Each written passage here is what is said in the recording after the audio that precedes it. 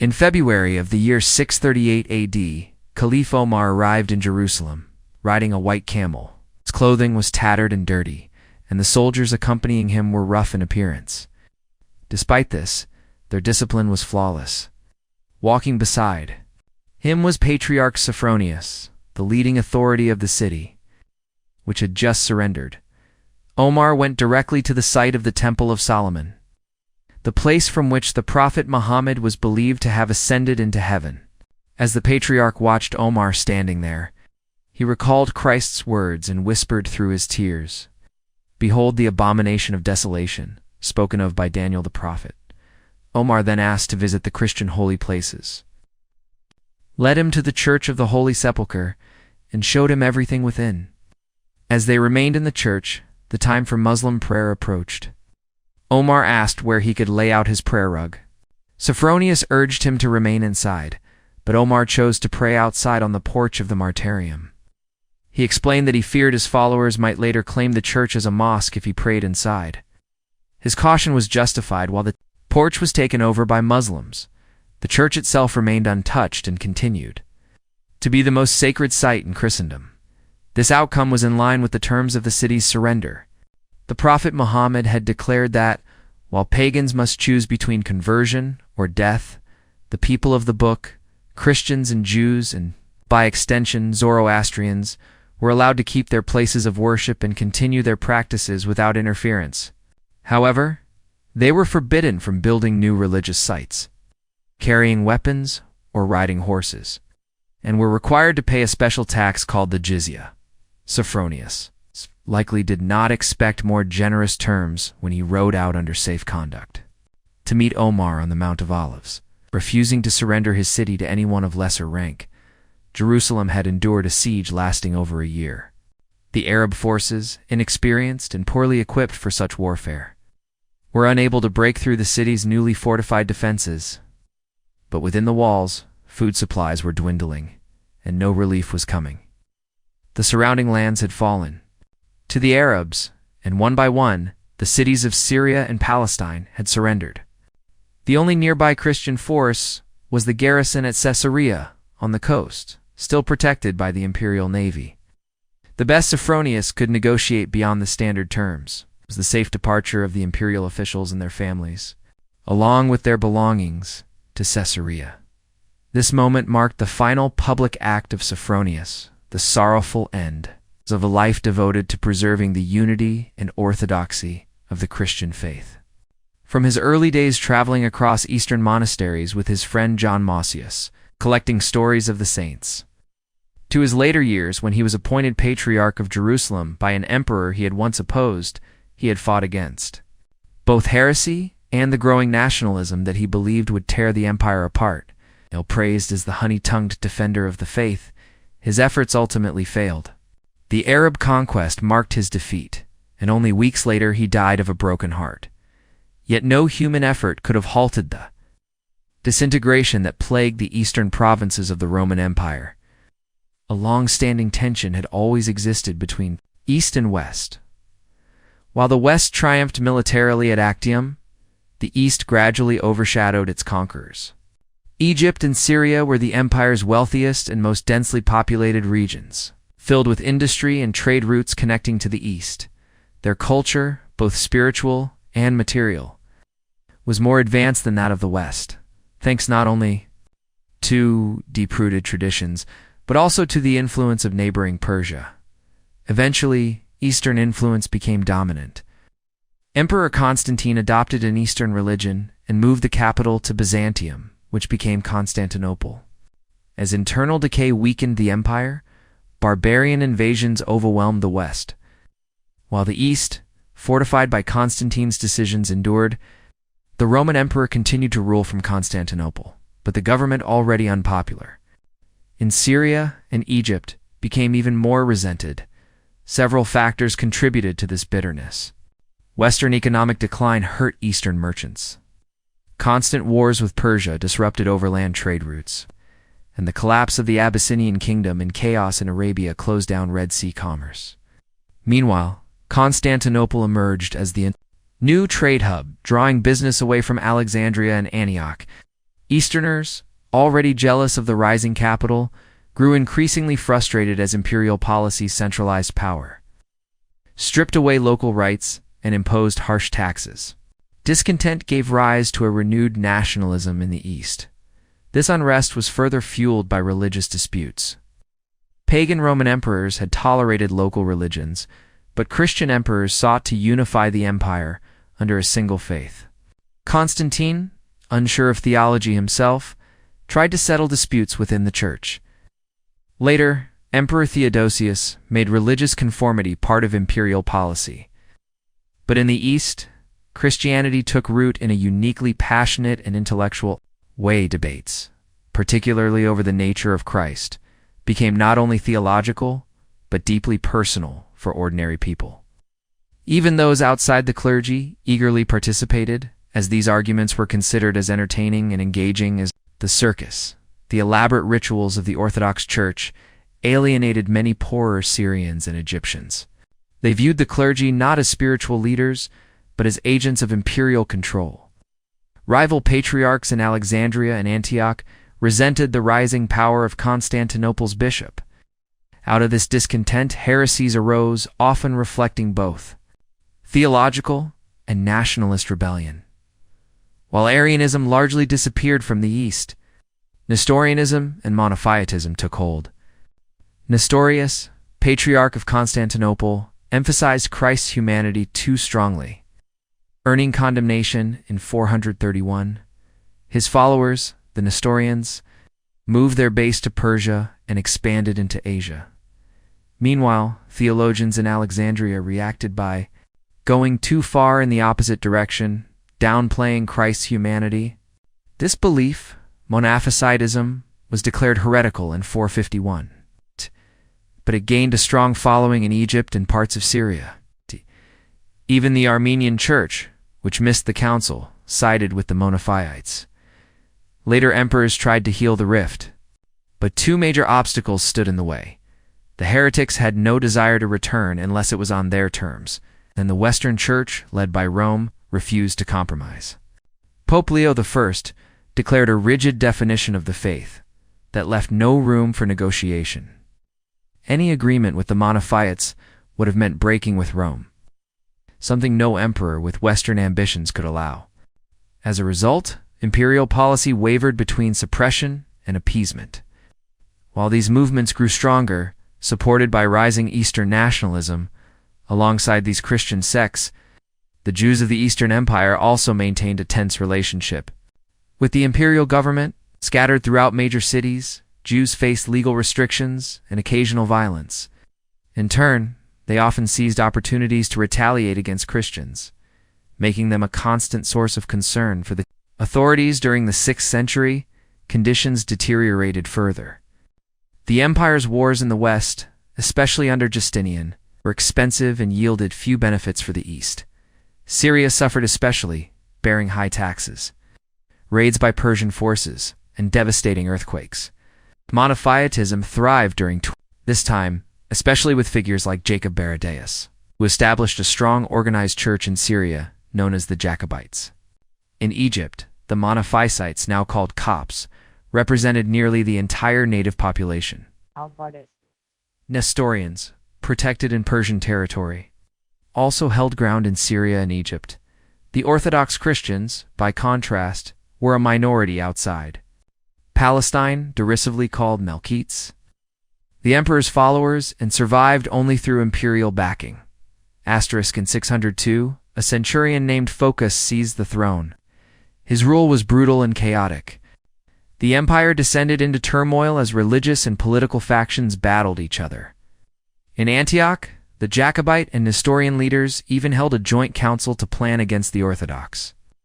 Phocas responded by sending an army that massacred many of them, with Jewish groups reportedly aiding in the violence. Not long after, the Jews rose in revolt themselves, capturing and killing the Orthodox Patriarch of Antioch. Phocas was overthrown in 610 by Heraclius, a nobleman of Armenian descent and son of the governor of Africa. That same year, Persia launched a full-scale invasion. The war dragged on for 19 years. For the first 12 years, the empire suffered repeated defeats. Persian forces took Anatolia and Syria, capturing Antioch in 611 and Damascus in 613. In 614, the Persian general Sharbaraz entered Palestine, looting and burning as he advanced. Only the Church of the Nativity in Bethlehem was spared, thanks to a mosaic depicting the Magi in Persian dress. On April 15th, Jerusalem was besieged. The Patriarch Zacharias had planned to surrender peacefully, but the Christian population resisted. On May 5th, aided by Jews inside the city, the Persians broke through. A horrific massacre followed, with the city ablaze.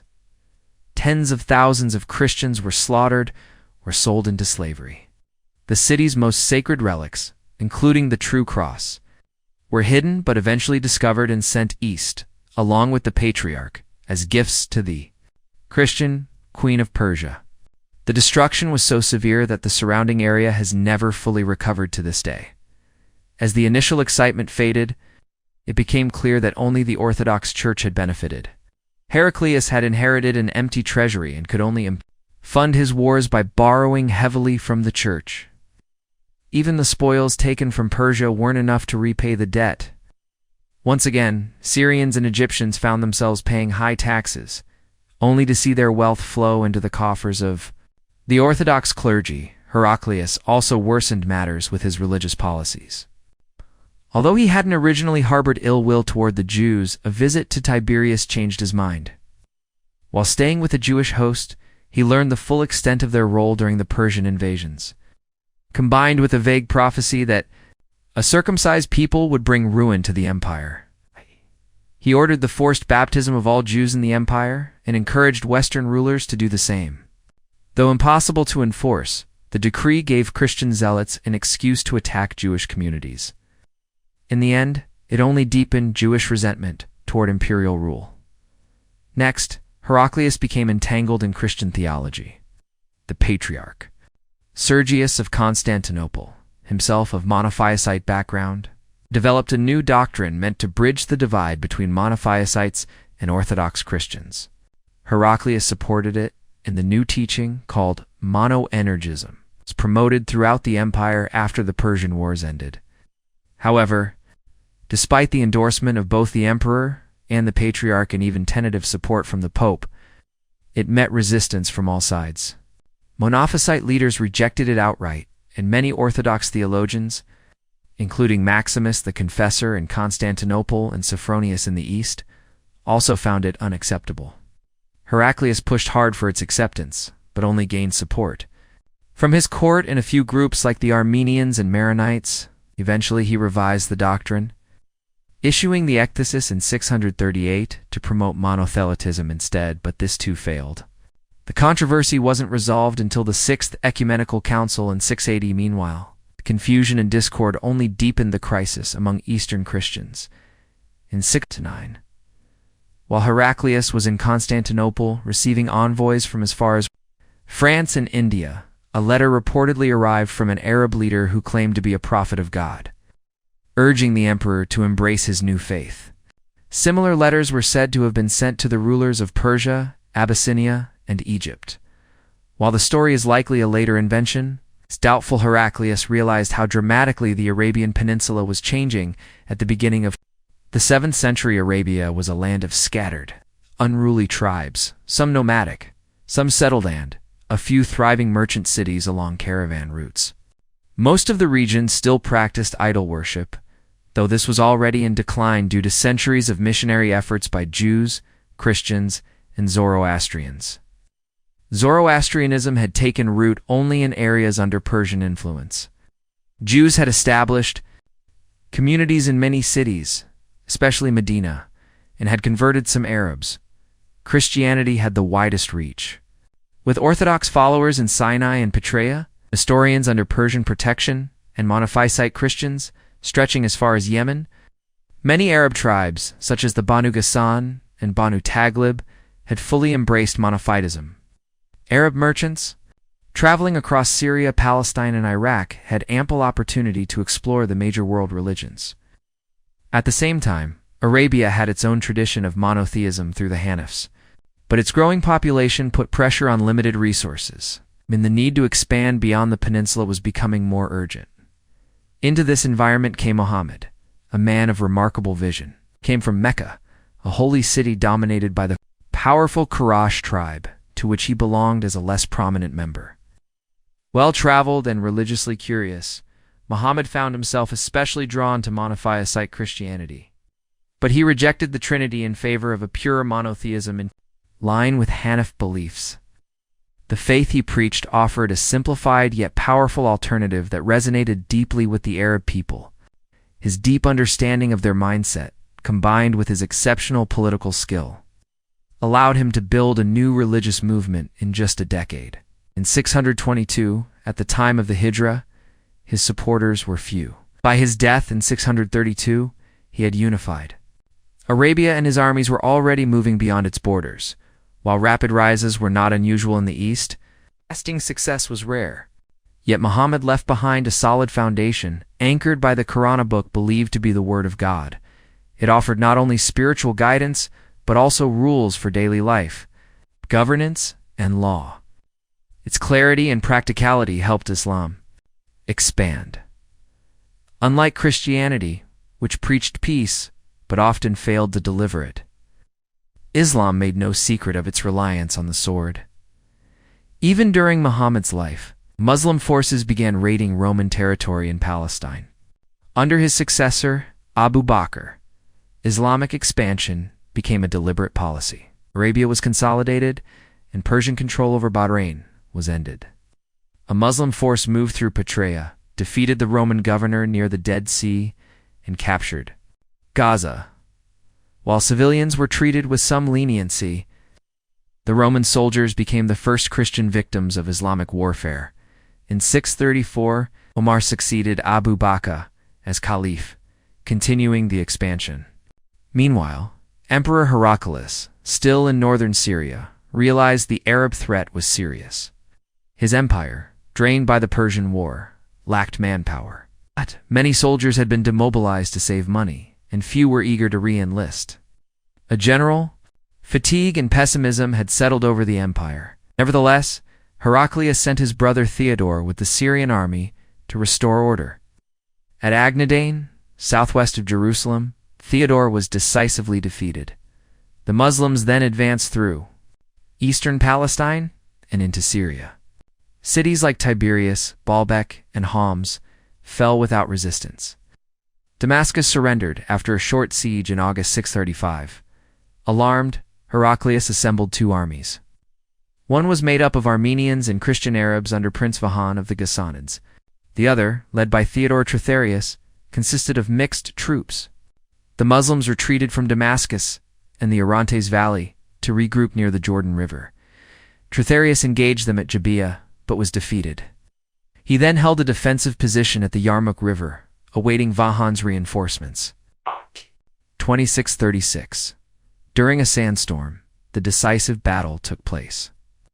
Though the Christian army was larger, it was outmaneuvered. Midway through the fight, the Ghassanid leader and 12,000 Christian Arabs defected to the Muslims.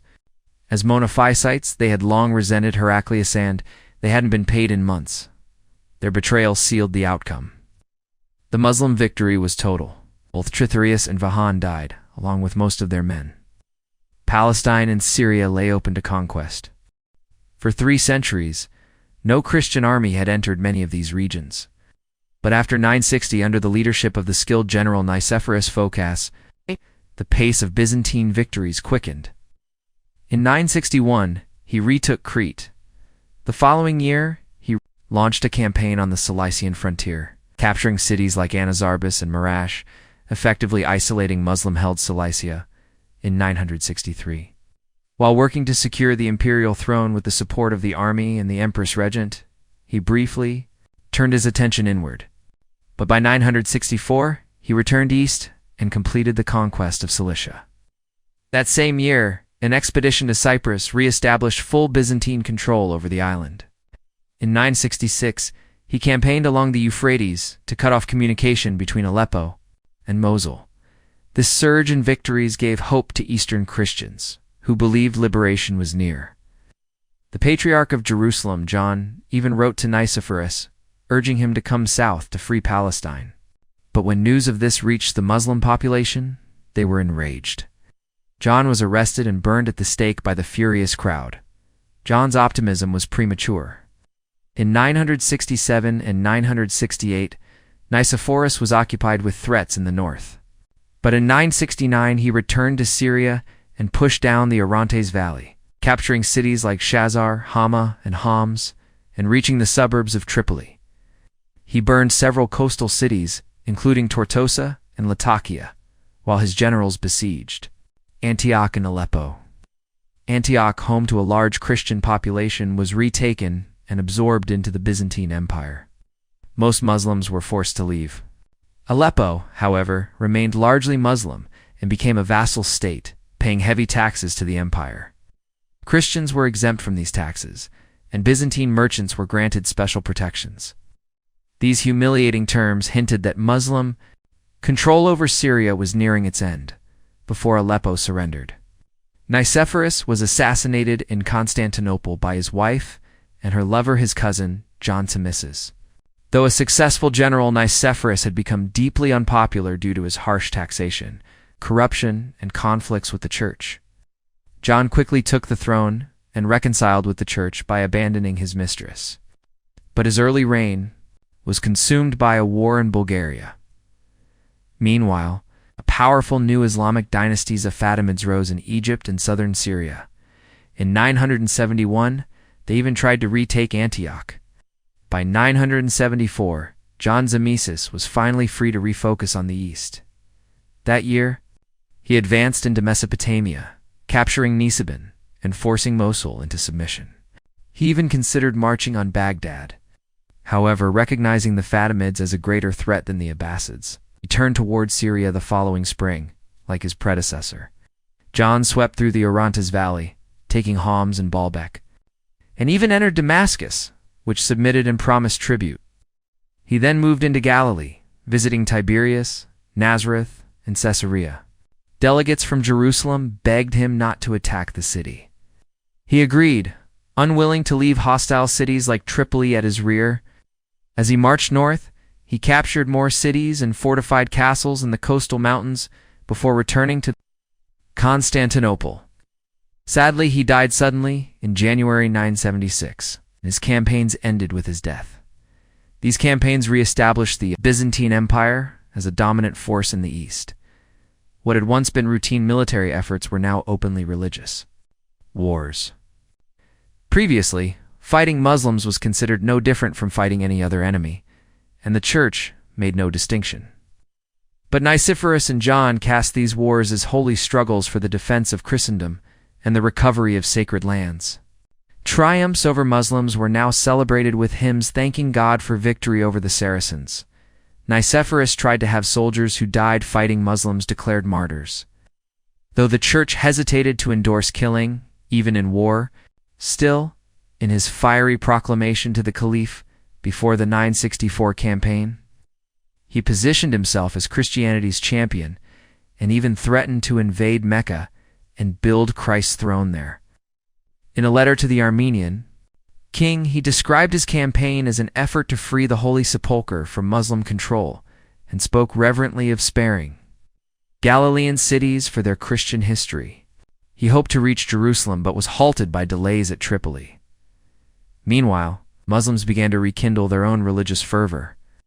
In 974, riots in Baghdad forced the Caliph to declare a jihad in response to Byzantine aggression. It seemed the Holy Land might soon return to Christian rule, but this hope faded. John's successor, Basil II, though a formidable warrior, had no chance to continue the advance. Civil wars and a long conflict with Bulgaria consumed his attention.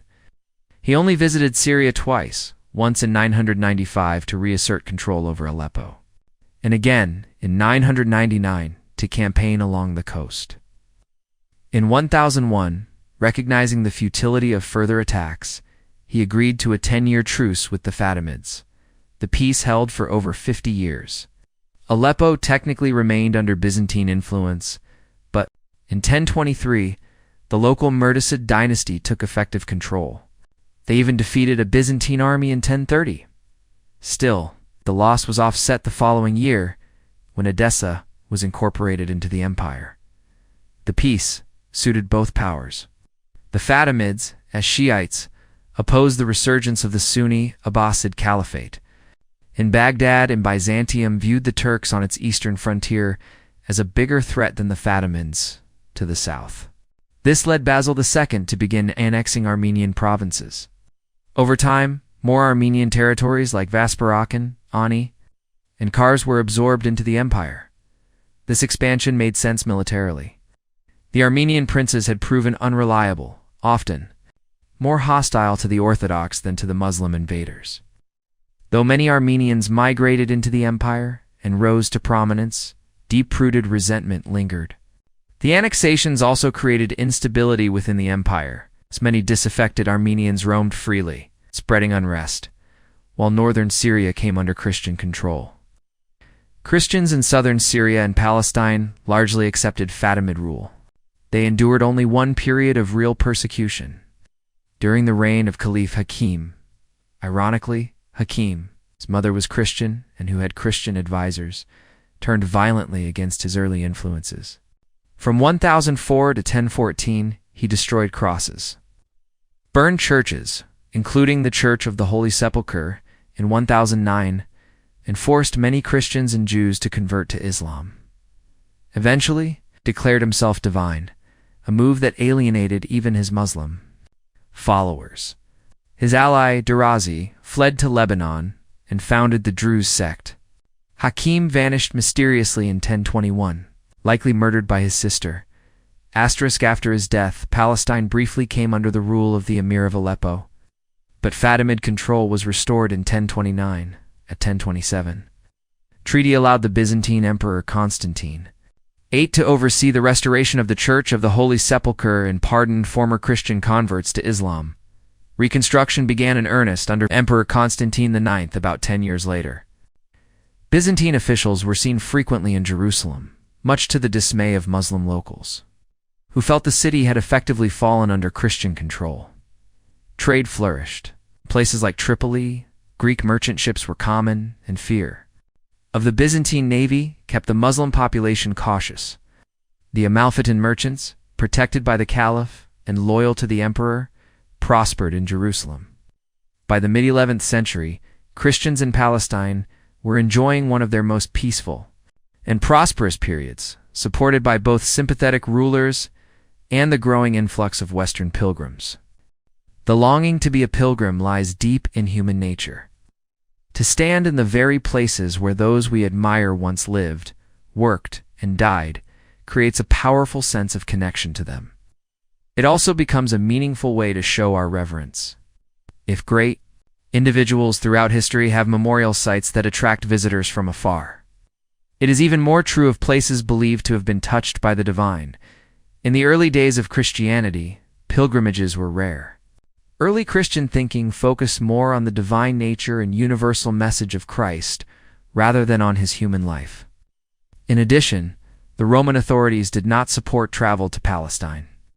Jerusalem had been destroyed by Titus and remained in ruins until the Emperor Hadrian rebuilt it as the Roman city of Alea. Still, Christians preserved the memory of the places where Christ's life unfolded. Hadrian even built a temple to Venus over the site of Calvary, possibly to counteract the Christian reverence for it. By the 3rd century, Christians were already familiar with the cave at Bethlehem where Christ was born. They also visited the Mount of Olives, the Garden of Gethsemane, and the site of the Ascension.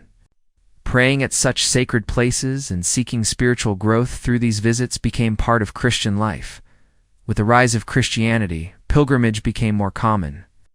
Emperor Constantine supported the new faith, and his mother, Empress Helena, one of history's most determined religious seekers, journeyed to Palestine.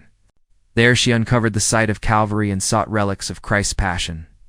Her discoveries were affirmed by Constantine, who ordered the construction of a church on the site. That church, despite many changes, remains Christianity's most revered shrine, the Church of the Holy Sepulchre. Soon after, pilgrims began traveling in great numbers to the Holy Land. Most left no records, so we can't know exactly how many went. But we do know that by the early 4th century, people were already journeying from far away, such as one traveler from Bordeaux. Not long after, a dedicated woman known as Etheria Rohr, sometimes Saint Sylvia of Aquitaine, documented her pilgrimage. In detail, toward the end of the 4th century, Saint Jerome, one of the most important Latin church fathers, moved to Palestine. Many of his followers, particularly wealthy Roman women, followed him. From his cell in Bethlehem, he welcomed a steady stream of pilgrims who came to see him after visiting the sacred sites. While St. Augustine, one of the greatest Western theologians, believed pilgrimages were unnecessary and even risky, St. Jerome took a different view. Although he did not claim that living in Jerusalem brought any special spiritual benefit, he argued that praying in the very places where Christ had walked was a powerful act of faith. Jerome's perspective proved more popular than Augustine's. Pilgrimages increased rapidly and were even supported by the authorities. By the beginning of the 5th century, it was said that around Jerusalem alone, there were as many as 200 monasteries and hospices to welcome the pilgrims, many of them supported by the imperial court. The mid-5th century marked the peak of early Christian pilgrimage to Jerusalem. Empress Eudocia, a woman of deep faith and a former philosopher's daughter from Athens, moved to the city after a troubled life at court. In addition to writing hymns, she supported the growing practice of collecting relics. She began what would become the major relic collection in Constantinople by sending there a portrait of the Virgin Mary believed to have been painted by St. Luke. Her actions inspired pilgrims from both the Eastern and Western Christian worlds. For centuries, material goods had traveled westward from the East. Now, spiritual treasures were doing the same. Christianity, which had originally flourished in the East, was rich in saints and martyrs from that region. The reverence for saints was increasing, and religious leaders began to teach that divine help could be gained by visiting their graves or obtaining parts of their remains. People began traveling great distances to see or acquire holy relics. Even a small fragment was precious something to be taken home and honored in a local church. The most important relics stayed in the East, such as those of Christ in Jerusalem and of the saints in their native cities. But smaller relics slowly made their way west, carried by fortunate pilgrims, merchants, or sent as diplomatic gifts. Eventually, even pieces of major relics began to arrive in the West, followed by entire relics themselves. This movement drew the Western world's attention increasingly toward the East. Citizens of cities like Langurs, who owned a finger of St. Mama's, would naturally want to visit the saint's homeland in Cappadocia. Nuns in Chemaliers, who kept the bones of St. Thecla, became interested in her birthplace in Isaurian Seleucia. A woman from Maurian who returned with the thumb of St. John the Baptist inspired others to visit his resting places in Samaria. In Damascus, entire delegations would travel in the hope of securing a treasured relic, perhaps a vial of the holy blood or a piece of the true cross. Back in the West, churches were named after Eastern saints or the Holy Sepulchre itself. In many cases, these churches would set aside part of their income to be sent back to the sacred sites they honored. Pilgrimage from the West began to slow as the region grew increasingly poor. At times, travel was nearly impossible, especially during the mid-5th century, when Vandal pirates made the seas too dangerous for unarmed traders. Religious strife and heresies in the East only made things worse. Still, many pilgrims from the West managed to travel to the East during the 6th century, often aboard Greek or Syrian merchant ships. These merchants not only transported goods, but also carried news and spiritual stories between regions, thanks to them. Even distant church figures like Gregory of Tours had knowledge of what was happening in the East. One memorable story recounts a Syrian merchant meeting Saint Simeon, stylites atop his pillar near Aleppo. The saint asked the merchant about Saint Genevieve of Paris and sent her a personal message. Despite political and religious tensions among church leaders, Eastern and Western Christians maintained warm and close relations. However, the Arab conquests changed everything. Syrian merchants stopped sailing to the coasts of France and Italy. Pirates again roamed the Mediterranean. The new Muslim rulers of Palestine were wary of Christian visitors. Travel to the Holy Land became expensive and dangerous, and the West no longer had the wealth it once did. Still, contact was not completely severed. Western Christians continued to revere the holy sites of the East. In one case, a pope justified his diplomacy with Muslim leaders by saying he simply wanted to send charitable offerings to Jerusalem. In 670, a Frankish bishop named Arkelf managed to make a long, difficult journey through Egypt, Syria, and Palestine eventually. Returning through Constantinople after several challenging years, other pilgrims followed, men like Wulfi of Roux in Picardy or Bercaire of Montierander in Burgundy. Their stories, however, reveal that only the toughest and most daring individuals could hope to reach Jerusalem in those days. Women seem to have been entirely absent from these early pilgrimages. Things began to change in the 8th century. The number of pilgrims rose again. Some even came from distant England. One notable example was Willibald, who would later become Bishop of Auxerre. As a young man, he left Rome in 722 for the Holy Land and returned only in 729. Having endured many trials along the way, by the century's end, efforts to organize pilgrimages had begun under the support of Charlemagne. I had brought order and some prosperity back to the West and forged a diplomatic relationship with Caliph Harun al-Rashid. Pilgrim hostels funded by Charlemagne were built in the Holy Land, and records suggest that many pilgrims, including women, reached Jerusalem. During this time, nuns from Christian Spain were even sent to serve at the Church of the Holy Sepulchre, but the revival was short-lived. The Carolingian Empire declined, and Muslim pirates returned to the eastern seas. Norse raiders attacked from the west by 870 when Bernard the Wise visited Palestine. Charlemagne's establishments were still standing, but nearly deserted and falling into ruin. Bernard himself had only made the trip by obtaining a special passport from Muslim officials in southern Italy, and even that wasn't enough to allow him. Entry into Alexandria, the 10th century, marked the beginning of a golden age of pilgrimage. The Arab pirates in Italy and southern France were defeated, and in 961 the island of Crete was taken back from them. By then, the Byzantine navy had secured the seas, and Mediterranean trade had fully revived. Greek and Italian merchant ships could once again travel freely between their ports, and even began reopening trade routes with Syria and Egypt, often with the cooperation of Muslim rulers. Now, pilgrims could easily book passage from Venice or Bori to ports like Tripoli or Alexandria. Many, however, preferred to stop in Constantinople, both to admire its vast relic collections and to continue their journey by sea or land through newly secured Byzantine territory. In Palestine itself, Muslim authorities, whether Abbasid, Ekshid, or Fatimid, rarely obstructed the pilgrims. Instead, they welcomed the visitors for the economic benefits they brought. These improved conditions deeply influenced Western religious thinking. It's unclear when pilgrimages became official forms of penance, but early medieval penitential manuals often recommended them without specifying a destination. Gradually, a belief emerged that certain sacred places had special spiritual power. Visiting them was thought to bring not just inspiration but divine forgiveness for sins.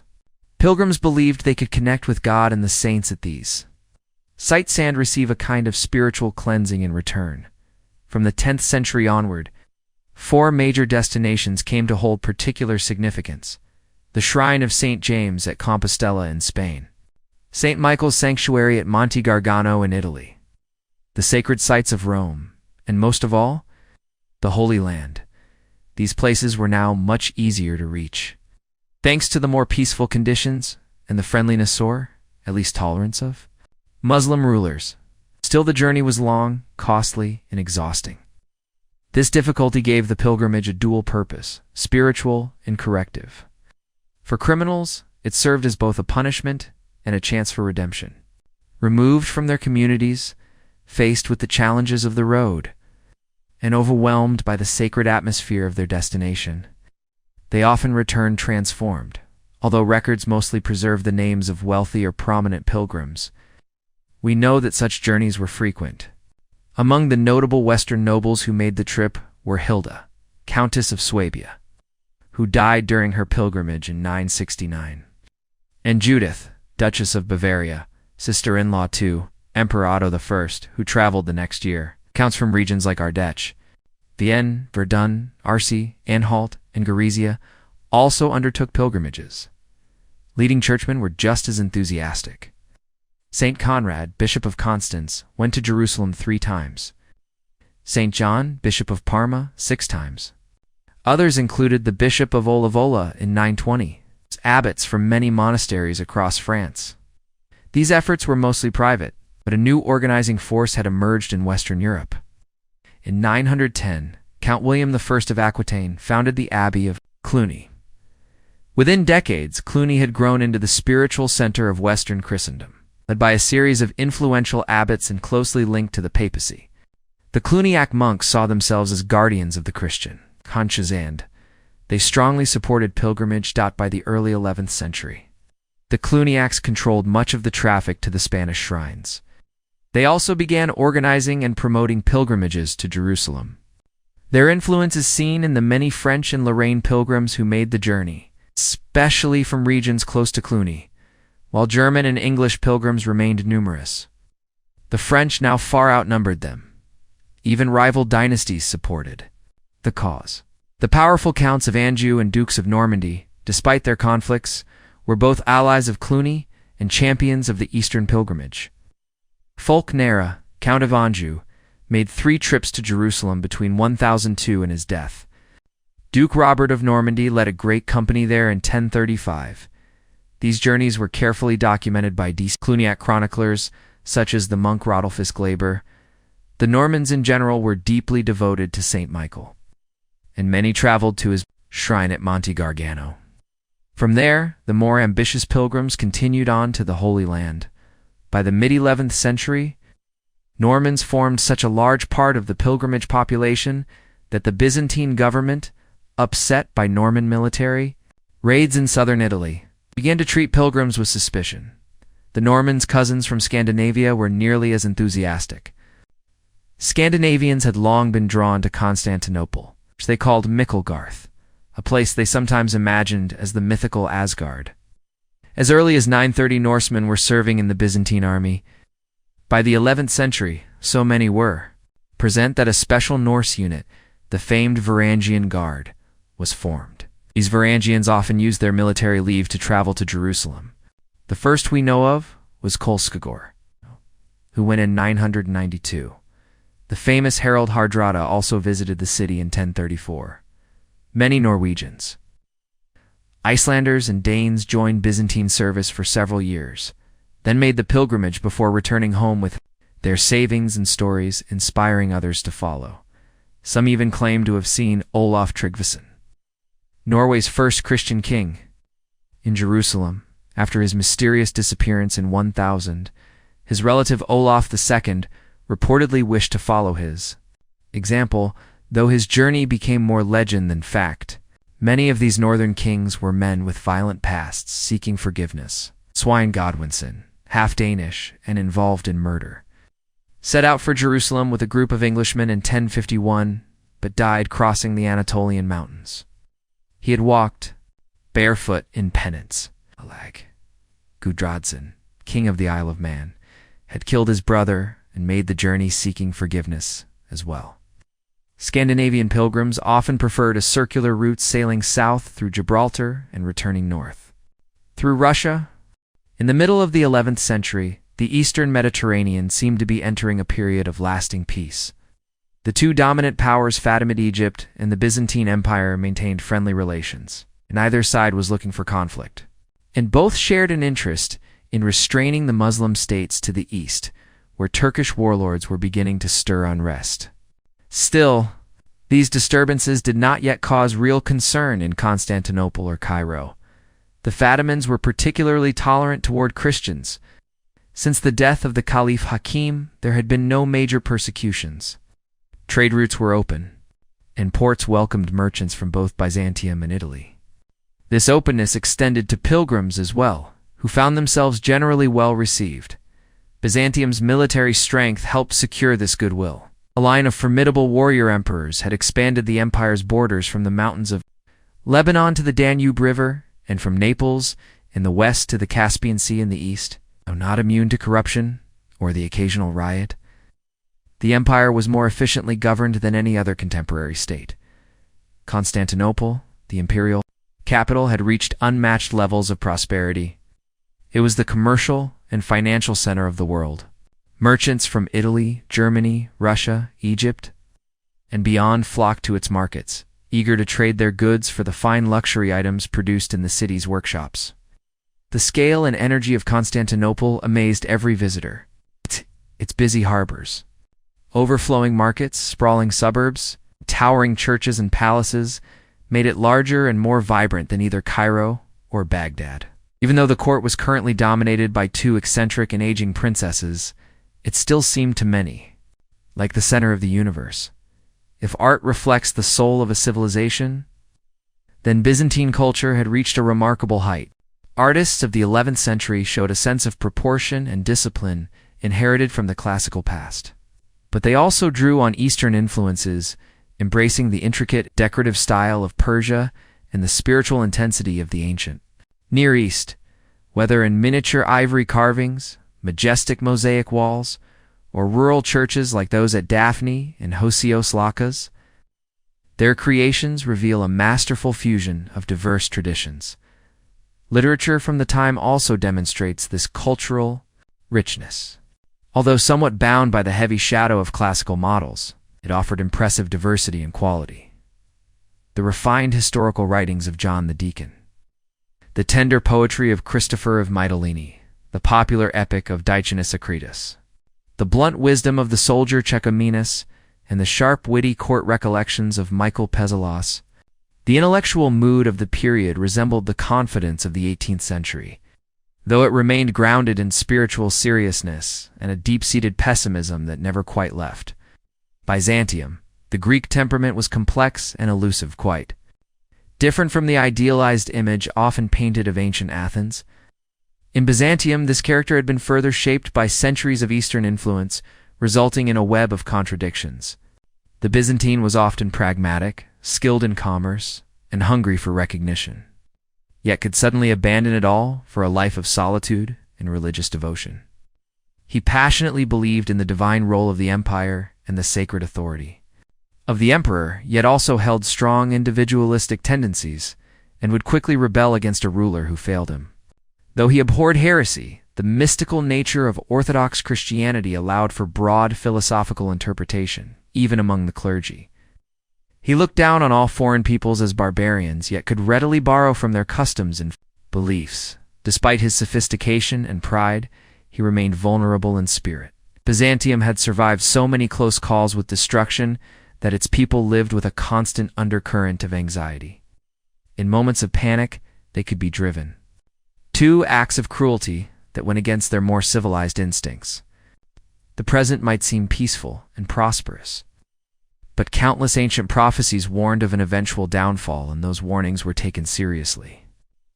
True peace and lasting joy, the Byzantine believed, could never be found in this fragile, uncertain world, but only in the eternal kingdom of heaven.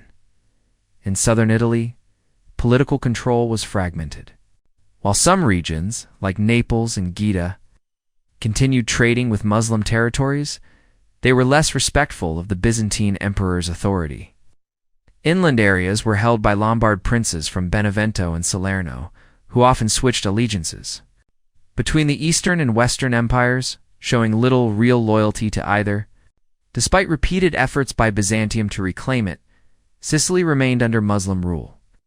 Raids from Sicily and North Africa only added to the instability in Italy. Amidst this confusion, many Norman adventurers from northern France arrived, some as pilgrims heading to Jerusalem or to the famous shrine of St. Michael on Monte Gargano, others as mercenaries who stayed to serve the Lombard princes. With Normandy overcrowded and younger sons left landless, many Normans looked abroad for opportunity. Their ambitions, which would soon lead them to conquer England, now turned toward the east. Southern Italy and its chaos seemed like the perfect place to start in 1040. 6 brothers, the sons of a minor Norman nobleman named Tancred de Hauteville, seized the town of Melfi in the Apulian hills and established a principality. At first, the local Byzantine authorities dismissed them. But the Western Emperor, Henry III, hoping to claim influence in this contested region, and the Pope he had appointed, eager to undermine the power of the Patriarch of Constantinople, both gave the Normans their backing. Within just 12 years, Tancred's sons had taken control over the Lombard principalities, pushed the Byzantines into the far south of Calabria and along the coast, and were launching raids as far north as Rome. Alarmed, the Byzantine government recalled the governor of Apulia, Marianus Argyrus, and sent him back with greater authority. Militarily, Marianus accomplished nothing. The Normans defeated his small army with ease. Diplomatically, he fared better. The Pope, Leo IX, was becoming anxious. The Norman rise was more serious than either he or Henry III had expected. Although Henry was distracted by a campaign in Hungary, he sent assistance to the Pope. In the summer of 1053, Leo marched south with an army of Germans and Italians, framing the conflict as a holy war. A Byzantine force was supposed to join him, but before it arrived, the Normans attacked outside the town of Civitate. The Pope's army was crushed, and he was captured. To secure his release, he was forced to abandon his policy entirely. This marked the last real attempt to stop Tancred's sons. Henry III died in 1056, and his successor, Henry IV, was still a child. The regent, Agnes of Poitou, was too preoccupied in Germany to intervene in the south. The papacy chose a pragmatic course, the Council of Melfi, in 1059. Pope Nicholas II officially recognized Robert Guiscard Tancred's surviving eldest son as Duke of Apulia and Calabria, by the grace of God and St. Peter, and with their aid of Sicily. Rome considered this recognition a form of vassalage, though Robert did not. With papal legitimacy, the Normans rapidly completed their conquest. The coastal republics soon surrendered, and by 1060, Byzantium's last possession in Italy was the fortified city of Bari. Meanwhile, Robert's younger brother Roger began the slow but steady conquest of Sicily from the Arabs. As long as Bari held out, the Byzantines could still check Normans' expansion eastward. But political instability in Italy soon gave way to religious conflict. The arrival of Latin rulers in southern Italy reignited disputes over the allegiance of the Greek Church in the region, part of the long-standing rivalry between Constantinople and Rome. Recent reforms in Rome had made the papacy more rigid and unwilling to compromise. While Constantinople was under the leadership of an ambitious patriarch, Michael Cerularius. The visit of Pope Leo IX's envoys to Constantinople in 1054 became a flashpoint. Despite the Byzantine emperor's attempts to mediate, the mission ended in mutual excommunication. While this didn't immediately cause the final schism between the Eastern and Western churches, it deeply damaged relations. Cerularius, after losing political power and being exiled by Emperor Isaac, was later seen by Byzantines as a defender of their independence. He was eventually canonized by his niece, Empress Eudocia, Macromacto. To the rulers of Byzantium, the conflict with Rome was a minor concern. Their attention was increasingly focused on the East, where more pressing problems were emerging. The collapse of the Abbasid Caliphate had unintended consequences. As Iraq's economy declined, global trade routes began to shift. Merchants from the Far East no longer brought their goods through Baghdad into the Byzantine Empire. Instead, they preferred the Red Sea route through Egypt, where Italian merchants carried the goods on to Europe. Byzantium was no longer at the center of trade. Meanwhile, instability across the Abbasid frontier had closed the old overland caravan route. From China through Turkestan and Persia, the alternate route north of the Caspian Sea was also unreliable. For centuries, the Abbasid Caliphate had served as a protective buffer between civilization and the chaos of Central Asia. Now that barrier was gone, Turkic peoples from central Crusader began pushing outward once more. Though the Turkic Empire of the 6th century had been a stabilizing force, Turkomans who now dominated the region were largely pastoral nomads, continually looking for new lands. In the 10th century, the Persian Samanid dynasty ruled Turkestan, and converted many Turks to Islam. Setting their sights on the rich lands of Southwest Asia and the Eastern Mediterranean, the Samanids were overthrown by Mahmud of Ghazni. Built a vast empire stretching from Isfahan to Bukhara and Lahore. At the same time, Turkish mercenaries, like the Normans in the west, spread throughout the Muslim world. Among Mahmud's subjects were the Guz Turks, also known as the Seljuks, named after a legendary ancestor. Like the sons of Tancred, the Seljuk princes were a band of ambitious relatives, but they had a massive base of support among the nomadic Turkamans. After Mahmud's death in 1030, they rebelled and drove the Ghaznavids into India by 1040. In 1050, Dogrul Bey, the Seljuks' senior leader, captured Isfahan and made it his capital. He and his relatives ruled across Persia and Khorasan in a loose alliance, raiding neighboring regions.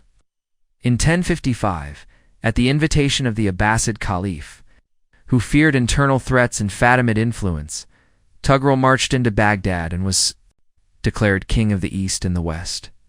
With supreme authority over all lands that followed Sunni Islam, Turkish raids into Armenia had begun under Byzantine Emperor Basil II. After the Seljuks seized Persia, these incursions became more frequent.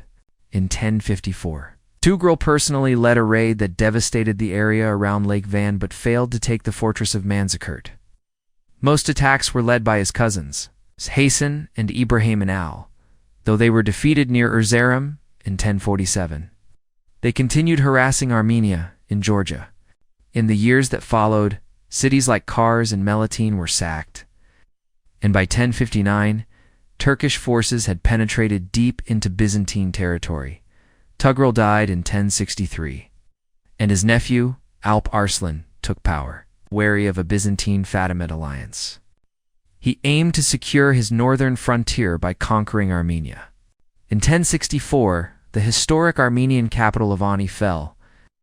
The Prince of Kars surrendered his lands in exchange for an estate within the empire. Armenians followed him westward. From 1065, Edessa came under constant attack. In 1066, the Turks seized the Amanus mountain passes and looted Caesarea. The next winter, they defeated Byzantine forces at Melitene and Sebastia, gaining control over all Armenia.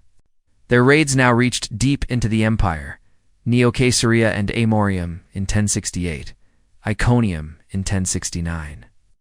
And by 1070, even Chone near the Aegean coast. The Byzantine Empire had to respond. Constantine X had died in 1067, leaving his young son Michael, 7 under the regency of Empress Eudocia. The next year, she married the army's commander, Romanus Diogenes, and made him emperor. Romanus was a capable soldier and a true patriot. But the situation demanded more than skill, it demanded genius. He knew that reclaiming Armenia was essential. But the army was a shadow of its former self. Provincial forces couldn't defend their own regions, much less support a major campaign. The great cavalry units that once guarded the Syrian frontier had been disbanded. The elite Anatolian Guard was under strength. Most troops were now foreign mercenaries: Varangians from the north, Franks and Normans from Western Europe, Slavs. And Turkic peoples like the Pechenegs, Cumans, and Guz. Romanus assembled an army of nearly 100,000 Minoan, half of whom were native Byzantines. And few of those were experienced or properly equipped. The largest mercenary group was the Cuman Turks, led by the Turkish-born Joseph Tarkaniotes. The elite unit was the heavy cavalry under the Norman Roussel of Bailou. Previous commanders had been dismissed for betrayal, and the troops insisted on serving under one of their own. Romanus's top Byzantine officer, Andronicus Dukaza, member of a powerful noble family hostile to the emperor, was brought along to prevent treachery in the capital. In spring 1071, Romanus marched east to reclaim Armenia. Just as he set out, news arrived that Bari Byzantium's last stronghold in Italy had fallen to the Normans. The emperor continued, determined to secure key Armenian fortresses before the Turks could respond. Alp Arslan, then in Syria, recognized the danger and rushed north near Manzikert. Romanus split his forces, one group to capture Eklat by Lake Van, while he advanced to Manzikert. Learning of the Seljuk approach, he turned to reunite the army but failed to send scouts. On August 19th, while waiting in a valley, Auld Arslan launched a surprise attack. Romanus's forces were already divided. The Cumans had defected the night. Before joining their fellow Turks, the Franks refused to fight. The battle was quickly lost. Romanus fought bravely, but Andronicus Ducas, seeing the opportunity to seize power, withdrew his troops and marched them back west, leaving the emperor. To be captured by nightfall, the Byzantine army was destroyed. Romanus lay wounded and a prisoner. The Battle of Manzikert was the most devastating defeat in Byzantine history. The Byzantines were fully aware of its significance. Their historians repeatedly referred to that terrible day. To the Crusaders who came later, it seemed the Byzantines had lost their right to be called defenders of Christendom. Manzikert became a justification for Western intervention. Despite their victory, the Turks didn't take full advantage of the situation right away. Alp Arslan had achieved what he wanted. His eastern flank was secure, and the threat of a Byzantine alliance with the Fatimids was removed. From the captured Byzantine emperor, he only demanded the withdrawal from Armenia and a large ransom. After that, he left for another campaign in Central Asia, where he died in 1072. His son, Malik Shah, who would go on to rule an empire stretching from the Mediterranean to the borders of China, never personally entered Asia Minor. However, his Turkoman followers began moving in. Malik Shah had no interest in settling them in the core lands of the Caliphate. But the open plains of Anatolia, abandoned and turned into grazing lands by the Byzantine elite, were ideal. He tasked his cousin Suleiman ibn Kutalmish with conquering the region for the Turks. The Byzantines made conquest easy. Over the next 20 years, their empire was engulfed in rebellion and political chaos. When news of the disaster and the emperor's capture reached Constantinople, his stepson, Michael Ducas, declared himself ruler. The arrival of his cousin Andronicus with the surviving army solidified his position. An cultured young man who, in better times, might have been a capable ruler. But the crises that followed were beyond him. When Emperor Romanus Diogenes returned from captivity, he found himself dethroned. He tried to fight back, but was quickly defeated and captured. His captors blinded him so severely that he died soon after. Michael couldn't risk leaving him alive.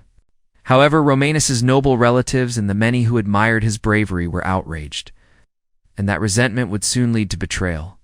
Serious Turkish invasions of Asia. Minor began in 1073. These were not organized campaigns. Suleiman aimed to establish a proper sultanate under Malik Shah's authority. But other Turkish warlords, such as Danish Menchaka, Skada Menga Cheksot, only to seize strongholds from which they could rule as petty rulers. Behind them came the Turkoman nomads, lightly armed and traveling with their families, seeking pasture in the uplands. Christians fled ahead of them, leaving behind burned villages and stolen livestock. The Turkomans generally avoided cities, but the destruction they left behind disrupted communication and isolated provinces. This made it easier for Turkish leaders to follow their own agendas. Their presence would ultimately make any Byzantine attempt at reconquest nearly impossible. Emperor Michael tried to resist the Turkish advance. One of his few surviving units after Manzikert was led by the Norman commander Roussel of Bailul. Though Roussel had proven untrustworthy, Michael had little choice but to rely on him. Roussel was given command alongside a young Byzantine general, Isaac Comnenus, the nephew of a former emperor. Isaac and his brother Alexius, despite their family's rivalry with the Ducas clan, remained loyal to Michael. However, Roussel betrayed the empire. Before the army even encountered the Turks, he broke ranks and went rogue. Isaac, caught between Turkish and Norman forces, was overwhelmed and captured. Roussel revealed his true ambitions.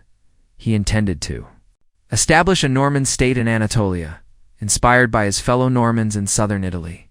Though he had only 3,000 men, they were elite soldiers, stronger than any local troops. Michael now viewed Roussel as a greater threat than the Turks. He sent his uncle, Caesar John Ducas, to confront him, but Roussel defeated and captured him.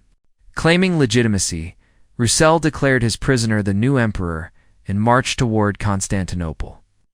Reaching the Bosphorus, he burned the suburb of Chrysopolis and camped in its ruins in desperation. Michael turned to Suleiman for help. In exchange for control of eastern Anatolia, Suleiman agreed to assist. Roussel was defeated on Mount Sophon, but escaped and fled north to Amasya. Michael then sent Alexius Comnenus, who managed to turn a key Turkish leader against Roussel. Leading to his capture, Roussel had been so respected that the people of Amasya tried to save him until they heard he had been blinded. In truth, Alexius couldn't bring himself to blind him. Michael was pleased to hear he hadn't. Roussel vanished from history after that. But the episode left a deep impression. The Byzantines learned the Normans could not be trusted and had imperial ambitions of their own. This distrust later shaped Byzantine foreign policy. From then on, Normans were kept out of imperial service, and even their Scandinavian relatives were viewed with suspicion. The famous Varangian Guard was now filled with Anglo-Saxons from Britain, who had fought and suffered under the Normans. Michael's fear of the Normans and his reliance on foreign mercenaries led him to pursue peace with the West. Southern Italy was lost, and he couldn't afford further conflict. He sent the philosopher John Attalus as an ambassador to the Normans. While many believed Attalus had betrayed imperial interests, Michael was satisfied, proposed a marriage between Guiscard's daughter Helen and his young son Constantine. He also secured the friendship of Pope Gregory VII. His diplomacy kept peace in the West, but in Anatolia, things fell apart. The government lost control. Some loyal generals like Isaac Comnenus in Antioch held out, but communication broke down, and there was no unified strategy. In 1078, the governor of Central Asia Minor, Nicephorus Bottinus, rebelled partly from personal ambition, partly out of frustration with Michael's weakness. Lacking an army, he recruited large numbers of Turks and used them to seize cities en route to the capital. For the first time, Turkish troops entered major western Anatolian cities, though they were technically Bottinus' allies. Removing them would not be easy. Michael offered no resistance and withdrew to a monastery, where he found a true calling. He eventually became an archbishop. His wife, Maria of Alania, known for her beauty, offered herself to the new emperor. But Nicephorus soon found ruling more difficult than rebelling. More generals followed his example. In the Western Balkans, Nicephorus Bryennius declared himself emperor. Alexius Comnenus was sent to stop him with only a small army of poorly trained Greeks and some Franks who, true to form, deserted. Only with the help of Turkish mercenaries did he defeat Bryennius. No sooner was that over than he had to put down another revolt in Thessaly. Meanwhile, the Turkish garrison in Nicaea revolted. Pope Gregory excommunicated Bottinus after Michael's fall, and Guiscard, angered by his daughter's broken engagement, prepared an invasion. He landed in Avlona and marched on Dyrrhachium. In the same season, the governor of Asia, Nicephorus, Melissenus also rebelled and allied with Suleiman. This allowed Suleiman to march into Bithynia unopposed, where the Turkish garrisons welcomed him. When Melissenus failed to take Constantinople, Suleiman refused to return the cities. Instead, he established his capital in Nicaea's sacred Christian city, just 100 miles from Constantinople, which now became the heart of the Turkish Sultanate. In Constantinople, Emperor Nicephorus ruined his only real chance of holding on to power by alienating the Comnenus family. Isaac and Alexius Comnenus had served him faithfully and tried to maintain good relations with the empress. Isaac had married her cousin. Alexius was rumored to be her lover. The empress couldn't control the political scheming at court, which eventually turned Nicephorus against the brothers. Fearing for their safety, Isaac and Alexius had no choice but to rebel. The family agreed that Alexius was the more capable of the two, so he was declared emperor. Nicephorus was overthrown as easily as the emperor he had previously deposed. Following the patriarch's advice, he stepped down, weary and humiliated, and retired to a monastery to live out his final days as a monk. Alexius Comnenus would go on to rule for 37 years and become the greatest statesman of his generation. But in the year 1081, It seemed unlikely that either he or the Byzantine Empire would survive. He was a young man, likely not yet 30, but he had gained valuable experience as a military commander. Often forced to succeed with limited resources and relying on his intelligence and diplomacy. He was not tall, but had a strong and dignified presence. His demeanor was calm and gracious, and he showed remarkable self-control. He combined a kind nature with a pragmatic willingness to use deception or fear when necessary for the good of the empire. At that point, his only real advantages were his personal strength and the loyalty of his troops. His extended family had connections across the Byzantine nobility, which helped him rise to power. And he further solidified his position by marrying into the Dukas family. However, the jealousies and rivalries within his own family, particularly the hostility his controlling mother felt toward his wife and her relatives, created more difficulties. The court was full of former emperors, relatives and descendants of past or potential usurpers, and Alexius tried to secure their loyalty through marriage alliances. He betrothed his eldest daughter, Anna, to Constantine Ducas, son of the former Empress Maria, who was bitterly jealous of his new empress, Irene. He married his sister Theodora to one of Romanus Diogenes' sons. After Constantine Ducas's death, Anna married the son of Nicephorus Brionius. Another sister, Eudocia, was already married to Nicephorus Melicinus, who gave up his claim to the throne in exchange for the title of Caesar. Alexius had to keep all of these figures under careful watch, constantly diffusing their rivalries and preventing betrayal. A new and elaborate hierarchy of titles was introduced to appease their ambitions. The nobility and high-ranking officials were just as untrustworthy. Conspiracies were constantly being uncovered, and assassination threats loomed over Alexius. Yet, by both nature and strategy, he tended to be lenient in his punishments. His calm and far-sighted decision-making stood out all the more considering the constant personal danger he lived with in 1081. The empire's condition was so desperate that only someone incredibly brave or incredibly foolish would have dared to rule it. The treasury was empty. Previous emperors had spent recklessly, and the loss of Anatolia, along with revolts in Europe, had drastically reduced state income. The old tax system had collapsed.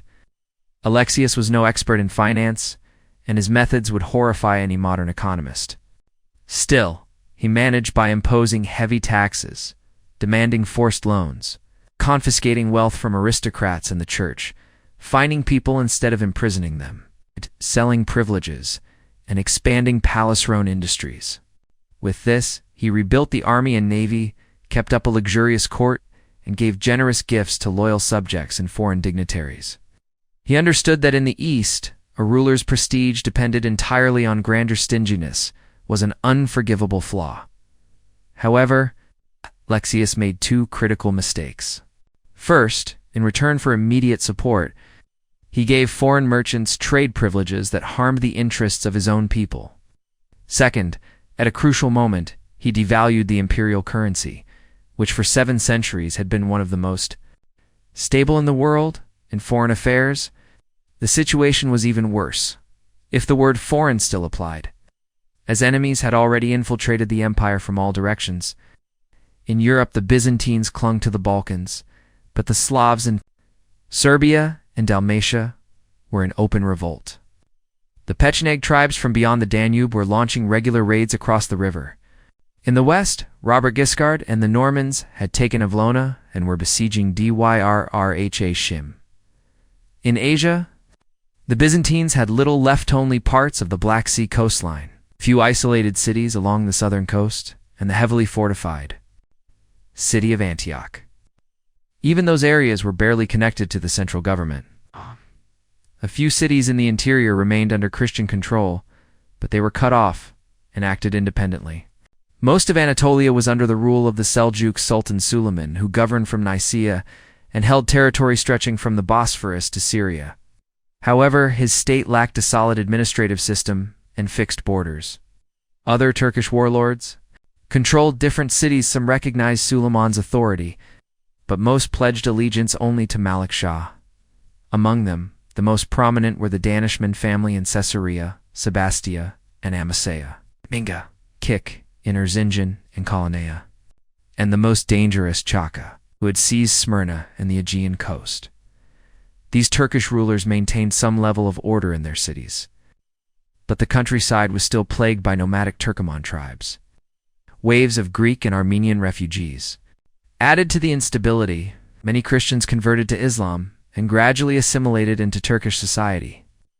A few Greek communities remained in the mountains, and a group of Christian Turks who had lived for centuries around Caesarea managed to keep their identity and faith into modern times. Most Greeks, however, fled to the Black Sea or Aegean coasts.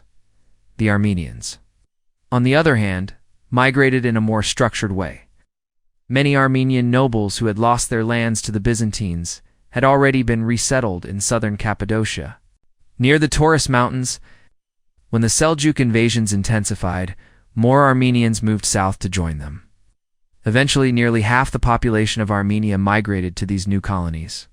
As the Turks advanced through Cappadocia, the Armenians moved further into the Taurus and Anti-Taurus mountains and into the middle Euphrates Valley, which had not yet fallen to the Turks. The vacated areas were soon filled, not by Turks, but by Muslim Kurds coming from Assyria and northwestern Iran, the last prince of the ancient Bagratid dynasty, which traced its lineage back to King David, was killed on Byzantine orders in 1079, after he had committed a particularly brutal murder of the Archbishop of Caesarea.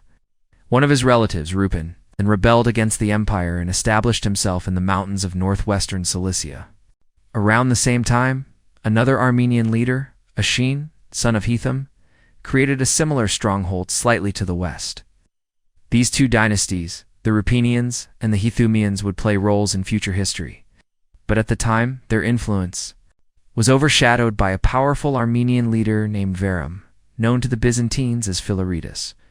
Philaretus had served the Byzantine Empire and had been appointed governor of Germanatia, modern-day Marash, by Romanus Diogenes.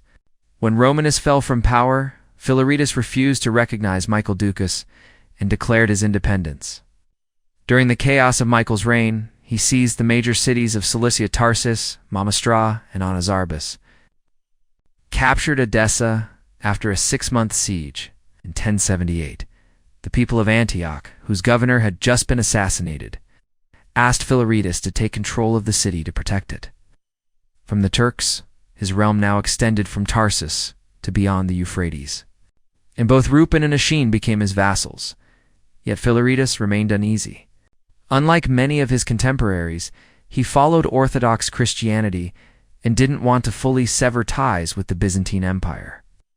After Michael's abdication, he declared loyalty to Nicephorus Bottinus, who allowed him to remain as governor. Of his conquered lands, Philorius also seemed to recognize Alexius Comnenus, but, as a safeguard, paid tribute to the Arab rulers of Aleppo as well. When Alexius took the throne, he had to decide which of his many enemies to confront first. He calculated that the Turks, though dangerous, would require a long and sustained campaign to defeat. He was not yet prepared for that. He also believed they would soon turn on each other, buying him time.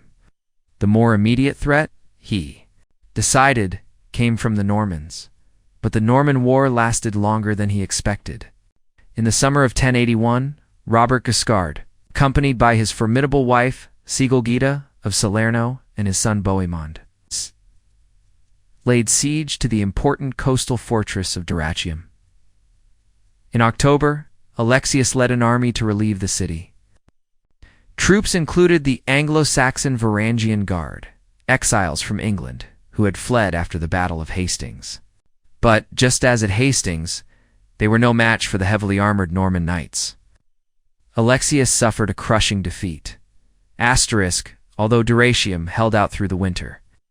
It eventually fell in February 1082. With the fortress under Norman control, Robert advanced eastward along the Via Egnatia, the main road leading toward Constantinople. However, political troubles in Italy forced him to return home. He left the campaign in the hands of his son Bohemond, who continued operations in Macedonia and Greece. Bohemond repeatedly defeated Alexius, pushing the empire to the brink. The emperor had to turn to the Turks for manpower and to the Venetians. For naval support, the Venetian fleet disrupted Norman supply lines, while Turkish reinforcements helped Alexius recapture Thessaly. In 1083, Bohemond withdrew to Italy, but he returned the next year with his father. Together, they defeated the Venetian navy off the island of Corfu. The war finally came to an end in 1085, when Robert Guiscard died on the island of Cephalonia, and his sons began to fight over his inheritance. With the Norman threat removed, Alexius was finally able to reassert his authority over the empire's European provinces. But the long distraction had cost the empire dearly in the east. During those 4 years, the Byzantine hold over the eastern provinces had collapsed. Floridas, the Armenian warlord, who once ruled a vast domain in Cilicia and northern Syria, became entangled in Turkish politics and made fatal miscalculations. In early 1085, his own son betrayed Antioch to the Seljuk Sultan Suleiman. Along with Antioch, the rest of Philaretus' cities in Cilicia fell to the Turks. 2 years later, 1087, the important city of Edessa was captured by a Turkish chieftain named Busan. However, it was retaken in 1094 by Theros, an Armenian noble and former vassal of the Seljuks, who ruled with the help of a Turkish garrison initially placed to keep him in check. Meanwhile, Melitene, modern-day Malatya, was seized by Theros' father-in-law Gabriel, another Armenian leader who, like Theros, followed the Orthodox Christian faith. Tensions between the Orthodox Church and the rival Jacobite and Armenian churches increased, adding to the instability in the region. For many of these non-Orthodox Christians, the collapse of Byzantine power was welcomed. They preferred the rule of the Muslim Turks, who in many cases treated them more tolerantly. In southern Syria, Seljuk control had become firmly established. Since 1055, when the Seljuk leader Tughril Bey had entered Baghdad, the Fatimid rulers of Syria had been under threat. The situation caused unrest, rebellion, and political fragmentation. As early as 1056, Byzantine officials at Laodike had refused entry to a Latin Christian bishop, not out of hostility, but because they knew that Syria was unsafe for Christian pilgrims. Later events proved them right. In 1071, the same year as the disaster at Manzikert and the fall of Byzantine Bari, in Italy a Turkish commander named Atsiz ibn Abak, nominally a vassal of the Seljuk ruler Alparslan, captured Jerusalem without resistance and swiftly occupied all of Palestine down to the fortress of Ashkelon. By 1075, he had seized Damascus as well. The next year, the Fatimids briefly regained Jerusalem, but Atsiz retook it after a brutal siege and massacre of the Muslim population. Interestingly, the Christian inhabitants protected within the cities, Christian quarter were left unharmed. Despite this victory, Atsiz faced new threats. The Fatimids began attacking his holdings in Damascus, forcing him to call for help from Tudosh, the brother of Malik Shah, who had ambitions to carve out his own Seljuk Sultanate in Syria. In 1079, Tudosh killed Atsiz and took over his territories. His rule stretched from Aleppo to Egypt's borders. Together with his military commander Ortak, who governed Jerusalem, Tudosh brought a period of stability to the region. Christians were not actively persecuted.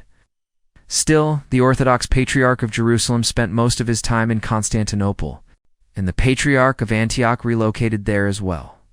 By 1085, with the Norman threat behind him, Alexius could finally turn his focus back to the Turks. Until then, he had survived by manipulating the rivalries between various Turkish princes and endless game of intrigue, diplomacy, and bribery.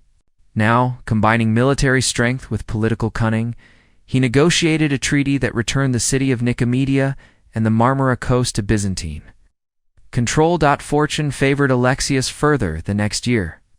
After capturing Antioch, Suleiman marched on Aleppo, whose Arab ruler turned to Tutosh for help.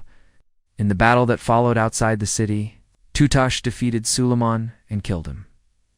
Suleiman's death plunged the Turks in Anatolia into disarray, an ideal situation for Alexius. He skillfully exploited their divisions, pitting one warlord against another, offering promises of rewards and marriage alliances. The city of Nicaea, a key stronghold, was held for 6 years by a rebel named Abul Kazim.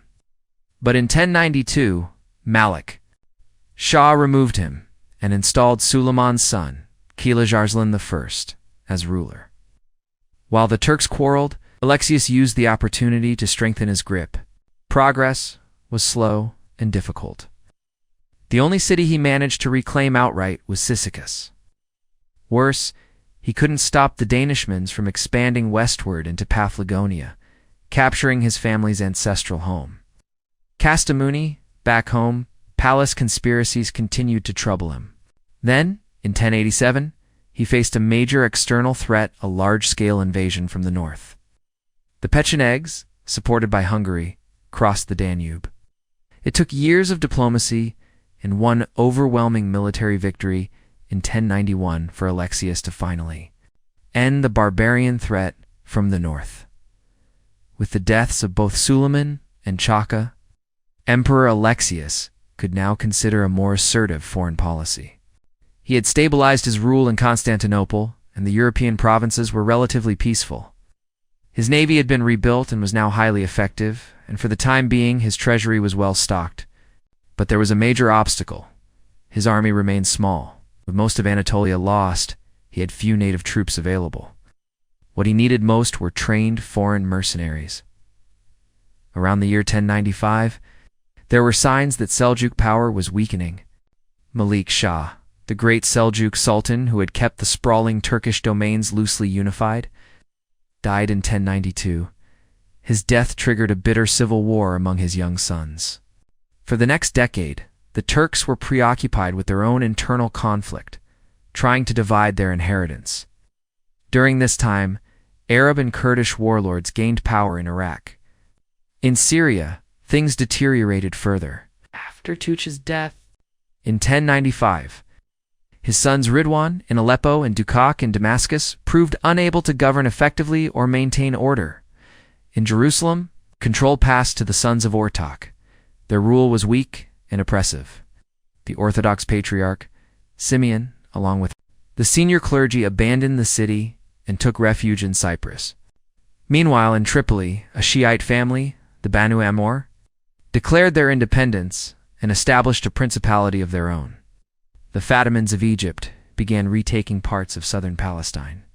In the north, a Turkish general named Kerboga, the Atabag military governor of Mosul, under the nominal authority of the Abbasid Caliph, slowly began to expand his influence into Ridwan's territory to contemporary observers and travelers. The region appeared completely fragmented.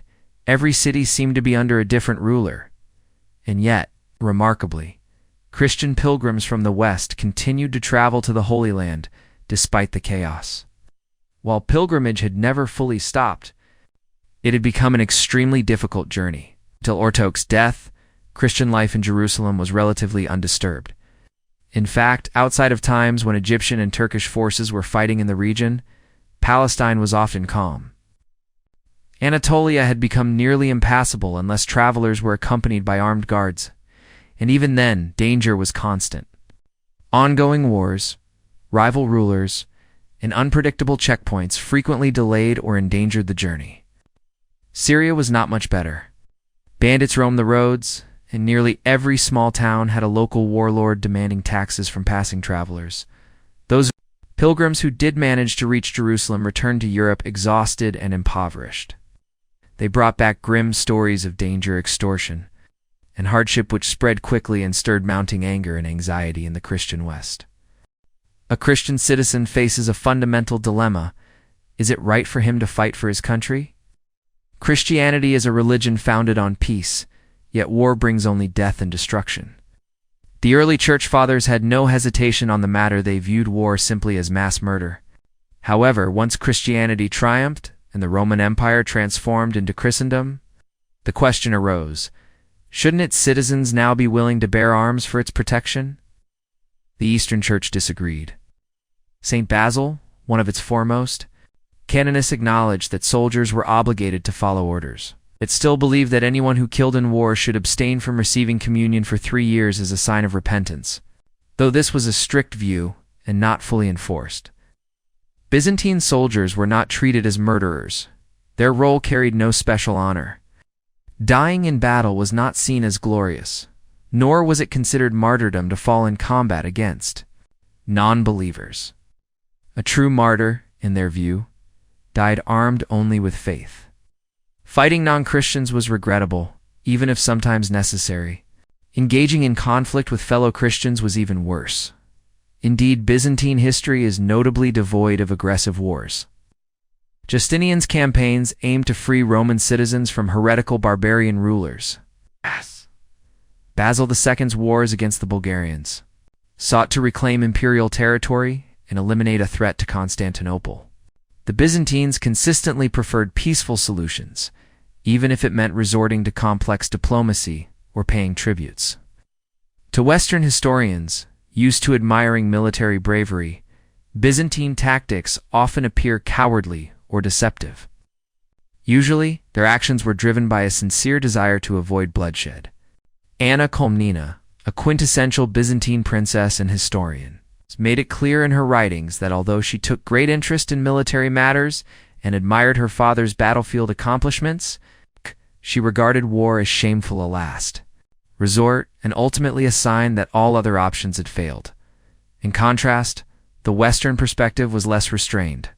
St. Augustine had acknowledged that wars could be commanded by God. Western society, shaped by barbarian invasions, naturally sought to justify its embrace of warfare.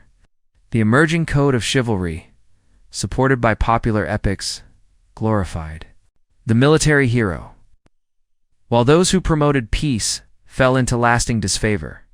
Faced with this cultural momentum, the Church found itself unable to suppress the urge for war.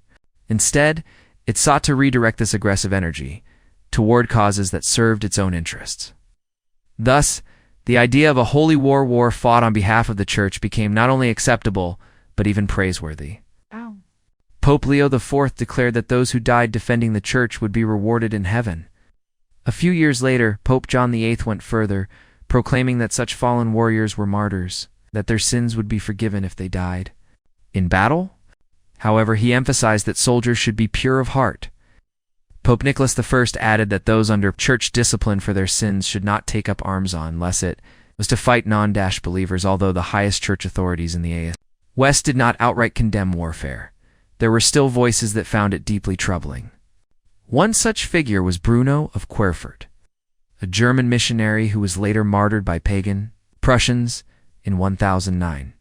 He was appalled by the violent conflicts waged by the emperors of his time, such as Otto II's war against the French king and Henry II's campaign against the Poles, especially because these were wars between Christians. By then, peace movement had already begun to take root in France. In 989, at the Council of Charroux, bishops from Aquitaine gathered to defend the rights and safety of the clergy and proposed that the Church should also guarantee peace for the poor. The following year, at the Council of Le Puy, this idea gained even stronger support. Guy of Anjou, the Bishop of Le Puy, declared that without peace, no one could truly see the Lord. He urged everyone to become sons of peace. A few years later, William the Great, Duke of Aquitaine, expanded on these ideas. At the Council of Poitiers in the year 1000, a decree was issued that disputes should be resolved through justice rather than violence, and those who defied this principle would face excommunication. William and his noblemen pledged their support. King Robert the Pious of France implemented a similar measure within his own territories. Initially, Church's main goal in supporting this peace movement was to protect its own lands and property from the destruction and theft that came with warfare. To enforce this, a series of church councils were held.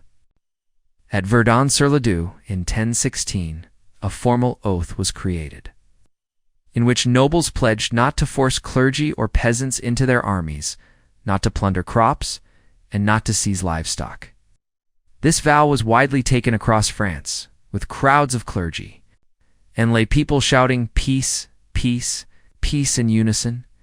Buoyed by these early successes, some enthusiastic church leaders decided to push the movement even further.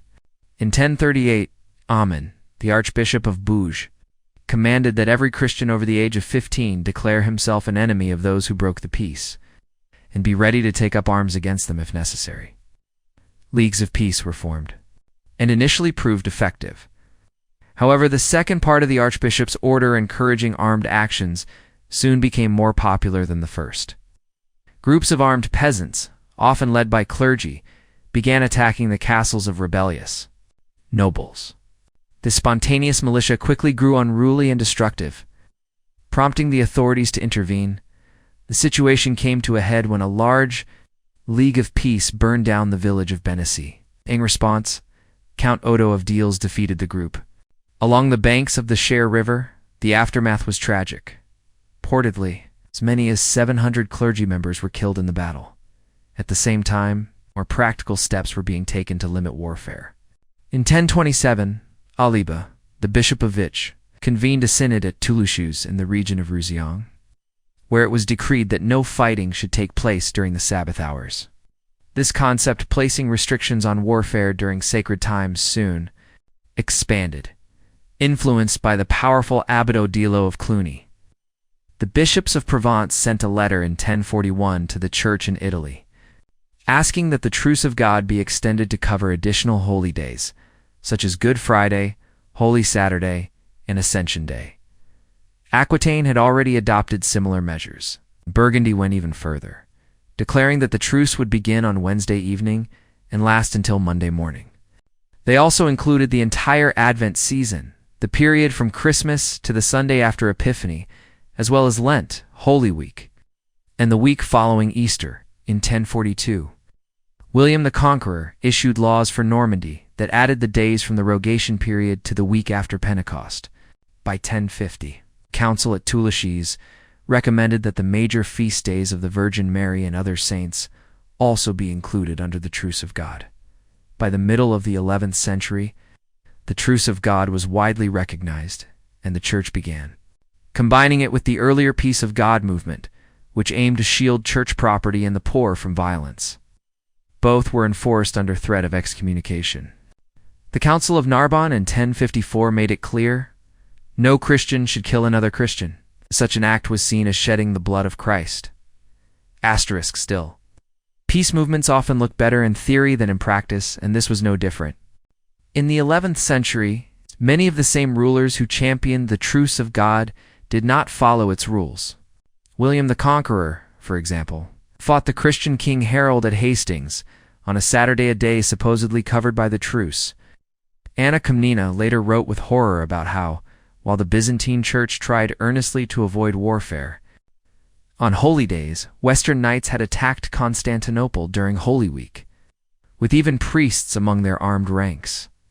Even the popes recognized that church lands were never truly safe from lay aggression. The aggressive spirit of the West and its obsession with military glory couldn't be easily extinguished. As a result, church leaders found it more effective to return to an older strategy, channeling this violent energy into wars against Nandash Christians, to Western Europeans. The Muslim threat felt far more urgent than it did to the Byzantines, at least until the arrival of the Turks. The Turks were seen by Byzantines more as barbarians than as enemies of the faith. Ever since the Arabs failed to capture Constantinople in the early 8th century, warfare on the empire's eastern border had been ongoing, but not severe enough to threaten its survival. These conflicts rarely disrupted trade or cultural exchange. In fact, the Arabs, like the Byzantines, were inheritors of Greco-Roman civilization. Their lifestyles were surprisingly similar. A Byzantine would have felt far more comfortable in cities like Cairo or Baghdad than in Western places like Paris, Goslar, or even Rome. Outside of occasional crises and acts of retaliation, both the Byzantine Empire and the Caliphate typically respected each other's religions. Forced conversions were rare, and both sides generally allowed freedom of worship. Though Muslim rulers sometimes boasted and demanded tribute, the events of the late 10th century had proven that the Byzantine state remained a strong and well-organized opponent. Western Christians did not share the tolerance or sense of security that characterized their Byzantine counterparts. While they were proud to be Christians and saw themselves as the heirs of Rome, many were also uncomfortably aware that, in many ways, Muslim civilization was more advanced than their own. Muslim power dominated much of the Western Mediterranean, stretching from Catalonia to Tunis. Muslim pirates attacked Christian ships, and Rome itself had been sacked by Muslim forces. Fortified Muslim outposts were established in parts of Italy and Provence, and their strongholds in Spain posed a continual threat. It seemed entirely possible that they could once again surge over the Pyrenees and invade France. At the time, Western Christendom lacked the organizational strength to defend itself against such a threat. Individual heroes had managed to repel Saracen raids, beginning with Charles Martellin. The Carolingian Empire had once provided a strong defensive line. In 915, Pope John X worked with the court in Constantinople to form a coalition of Christian princes to expel Muslims from their fortress on the Garagino River. In 941, the Byzantines joined Hugh of Provence in an attempt to attack a Muslim stronghold at Frejus, though that effort failed due to Hugh's last-minute change of plans. It wasn't until 972 that a coalition of Provençal and Italian princes finally succeeded in removing the threat. However, these military alliances were always local, short-lived, and loosely organized. What was truly needed was a broader or coordinated effort. It was during this time that the powerful Cluniac monastery began to turn its attention toward Spain. Its abbot Odilo, who led Cluny until his death in 1048, and his successor Hugh, who served until 1109, became increasingly involved in Spanish affairs. Cluny had a long-standing concern for the safety and well-being of Christian pilgrims, and was eager to play a role in managing the pilgrimage route to Santiago de Compostela. Helping to secure and defend Christian Spain became a natural extension of that mission. This Cluniac influence likely played a role in the arrival of Roger of Tosny, a Norman knight, who came to the aid of Countess Ursende of Barcelona in 1018 when Muslim forces threatened her territory. Though Roger's own adventurous spirit may also have driven him, his involvement reflected the growing connection between reform-minded monasticism and Christian military action. Under King Sancho and his successors, Cluny's influence over the Spanish Church grew stronger, integrating it into the broader reform movement. As a result, the papacy began to view military efforts to expand Christian territory in Spain with increasing favor. Both the Cluniac order and the papacy gave their blessing to Sancho William of Gascony when he joined forces with Sancho of Navarre to attack the Emir of Saragossa. They also supported Raymond Berenguer, the first of Barcelona, as he advanced southward. Pushing Muslim forces back and reclaiming land for Christendom, the war against non-Christians in Spain began to take on the character of a holy war. Soon even the popes took a direct role in guiding it. In 1063, Ramiro I, the King of Aragon, launched a major offensive against Muslim forces, but was killed by a Muslim warrior at Grados. His death captured the imagination of many in Europe. In response, Pope Alexander II offered an indulgence to anyone who took up arms in Spain under the banner of the cross. He also began raising troops to continue Ramiro's campaign. One of the Pope's Norman soldiers, William of Montreuil, recruited fighters in northern Italy. In northern France, Count Emich of Rusa, brother to Queen Felicia of Aragon, gathered more forces. The largest group came with Geoffrey, Count of Aquitaine, who was placed in command of the expedition. Although they captured the town of Barbastro and seized considerable loot, it was soon lost again. Still, the precedent had been set, and after that, French knights began crossing the Pyrenees in growing numbers to fight. In 1073, Emich of Russie organized another expedition. Pope Gregory VII invited Christian princes to take part and emphasized that Spain rightfully belonged to the Church of St. Peter. He assured Christian knights that they had the right to claim any lands they recaptured from Muslims.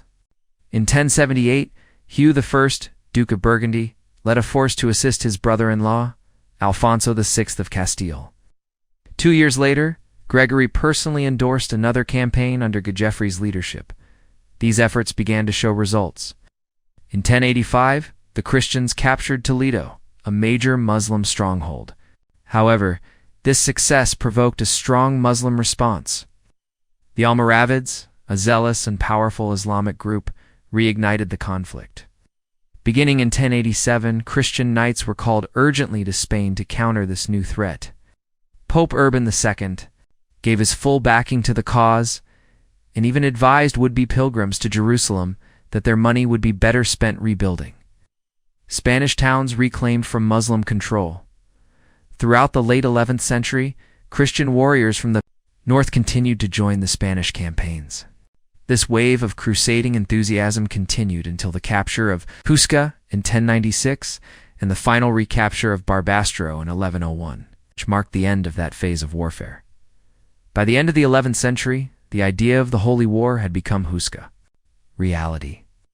Christian knights and soldiers were now being openly encouraged by church leaders to set aside their local feuds and travel to the frontiers of Christendom to fight the non-believers.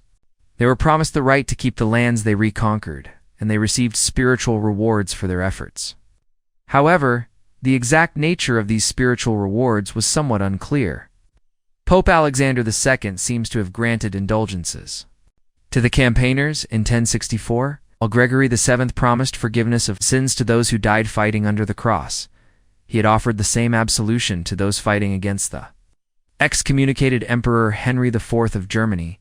It was now clear that the papacy had assumed control over the organization of these holy wars. The popes often initiated the campaigns, chose their leaders, and insisted that any land taken during the fighting ultimately remain under the authority of the papal see. Although many of the great princes remained hesitant or detached, Western knights were quick to respond to the call of holy war. Their motivations were partly sincere and spiritual. They were tired of fighting one another and wanted, instead, to fight for the cross. But their eagerness was also fueled by a strong desire for land, particularly in northern France, where the system of primogeniture was beginning to take hold. Noble fathers increasingly refused to divide their estates. It became centered around permanent stone castles. Castles' younger sons were left with few prospects at home and had to look elsewhere to make their fortunes. There was a growing restlessness and thirst for adventure among the knightly class, especially among the Normans, who were not far removed from their Viking ancestors, roving warriors and opportunists. The Holy War offered them an appealing combination. The chance to fulfill their Christian duty while also gaining land in the warmer and more fertile regions of the south was a compelling proposition. From the church's perspective, this new direction for military energy was very promising. If the concept of a holy war worked so well in Spain, might it not be applied to the eastern frontier of Christendom as well? As Muslim rule gradually retreated from Spain, the Pope faced little resistance in asserting his authority over the church in the newly reclaimed territories. The donation of Constantine, although historically inaccurate, was widely believed to be authentic in the West and gave the Pope secular authority over many regions. Adding the Iberian Peninsula to that list went largely unnoticed. In Spain, there was no significant ecclesiastical power capable of challenging him. In contrast, the structure of the Eastern Church was quite different. The Patriarchates of Alexandria and Antioch, said to have been founded by St. Mark and St. Peter respectively, were just as ancient as the Roman See. Though the Patriarchate of Jerusalem, known as the Church of St. James, was younger, it held the prestige of being located in the holiest city in the Christian world. But it was Constantinople's Patriarchate that stood as Rome's greatest rival. While it couldn't claim the same antiquity, despite its supposed foundation by St. Andrew, Constantinople was considered the new Rome. It had taken the place of the old imperial capital, becoming the center of a continuous line of Christian emperors. It was also the largest and most influential city in Christendom. Its patriarch could rightly consider himself ecumenical, the leading religious authority in the civilized world in Byzantium. Religious dissenters sometimes tried to invoke the authority of Old Rome as a counterbalance to the growing power of the emperor. However, few in the East believed that the bishop of what had become a diminished Western city, often under the sway of unruly nobles or barbarian warlords, had any right to govern churches with such deep-rooted traditions as those in the East. Still, Rome retained a certain reverence, while her claim to supremacy was rejected. She was generally acknowledged to hold a place of honor among the great Christian Caesivon by the ecumenical patriarch. No one questioned the idea that Christendom should remain united. After the Arab conquests, the power of the southern patriarchates diminished significantly, and Constantinople stepped forward as the protector of the eastern churches. There had been many disputes between Rome and Constantinople over church matters, but none had been as grave or prolonged as later generations imagined. The unity of the Christian world was still largely accepted in the 11th century. However, major reforms reshaped the Roman Church. These changes, influenced by monastic movements from Cluny and Lorraine, were initially implemented by secular rulers who controlled Rome at the time. Emperor Henry III played a particularly active role, and his efforts gave the reform movement enough momentum to continue even after his death, eventually developing independently and even in opposition to secular authorities. Out of this movement came new theories asserting the universal spiritual supremacy of Rome and its ultimate authority over secular rulers. This led to renewed tensions with the East. At the heart of the conflict was Rome's reassertion of its claim to supremacy. But the tensions also arose from doctrinal and ritual differences. In its push to consolidate authority, the papacy sought to enforce uniform practices across the church. It aimed not only to end clerical marriage for political and spiritual reasons, but also to standardize liturgy and rituals. These changes could be implemented in the West, but Eastern churches followed different traditions. There were Greek-speaking churches within Roman territories, just as there were Latin-speaking ones under Constantinople's influence. In southern Italy, the boundary between the two spheres had long been a matter of dispute. At the same time, its German influence in Rome led to the addition of the word filioque in the Nicene Creed, referring to the procession of the Holy Spirit. Unlike earlier popes who had been more willing to compromise or overlook such issues, the reform-minded popes were more rigid and confrontational. Conflict became inevitable. When Pope Sergius IV sent out his official letter of Fiatha, formal declaration issued by popes or patriarchs upon their accession, he included the word filioque. In response, Patriarch Sergius II of Constantinople refused to include the pope's name in the diptychs lists of those to be commemorated in liturgy at the patriarchal churches in Constantinople. For the Byzantines, this act implied that the pope personally held unorthodox views on a specific doctrinal point. It did not, however, cast doubt on the orthodoxy of the entire Western Church. But in the West, where the pope was regarded as the very source of orthodox doctrine, the gesture was seen as a broad and serious insult. Eventually, the patriarch recognized that offering to restore the pope's name to the diptychs could be used as a form of negotiation. In 1024, a proposal came from Constantinople to Pope John XIX, suggesting a potential compromise between the churches. The formula was cleverly worded to acknowledge Rome's supremacy in title while granting Constantinople full autonomy in practice. It suggested that, with the Pope's consent, the Church of Constantinople could be considered universal within its own sphere, just as Rome was universal in the broader sense. John XIX was inclined to accept the offer. However, the abbot of St. Benignus at Dijon, a follower of the Cluniac reform movement, quickly wrote a firm letter warning him. He reminded the Pope that only St. Peter and his successors held the divine authority to bind and loose on earth and in heaven, and he urged John to take a stronger stance in leading the universal church. Byzantium would soon learn that the newly reformed papacy would not tolerate any such compromises. Later in the century, the Norman invasions of southern Italy made a political alliance between the Pope and the Byzantine Emperor seem desirable. However, the reformed papacy was now deeply committed to enforcing uniform practices. It sought to eliminate the Greek customs that were still in use among churches in southern Italy, customs that had even influenced churches further north, as far as Milan. In 1043, Michael Cerularius, a proud and ambitious figure, became the Patriarch of Constantinople. He was just as determined to enforce uniformity within his own domain. His initial goal was to bring the recently acquired Armenian churches into closer alignment with Constantinople, particularly because they followed different customs, such as using unleavened bread in the Eucharist. But his reforms also affected the Latin churches in Byzantine-held southern Italy, as well as the Latin churches in Constantinople itself. which served merchants, pilgrims, and soldiers of the Varangian Guard. When these churches refused to adopt Byzantine practices, Patriarch Cerularius ordered them closed. His court began distributing treatises attacking Latin customs. Michael Cerularius did not seem particularly interested in the deeper theological issues at play. He was willing to restore the Pope's name to the diptychs if Rome agreed to do the same for him. The conflict was primarily about church practices, which brought renewed focus to the long-standing dispute over ecclesiastical boundaries in Italy. Problem made even more urgent by the Norman invasion. The Normans were Latin Christians, and their presence complicated the situation. Negotiations were initiated by Argyros, governor of Byzantine Italy, a Lombard who remained loyal to Byzantium, but followed the Latin rite. While the emperor trusted him, Cerularius viewed him with suspicion. Then, events took a dramatic turn. In 1053, before official envoys could be sent from Rome to Constantinople, Pope Leo IX was taken prisoner by the Normans.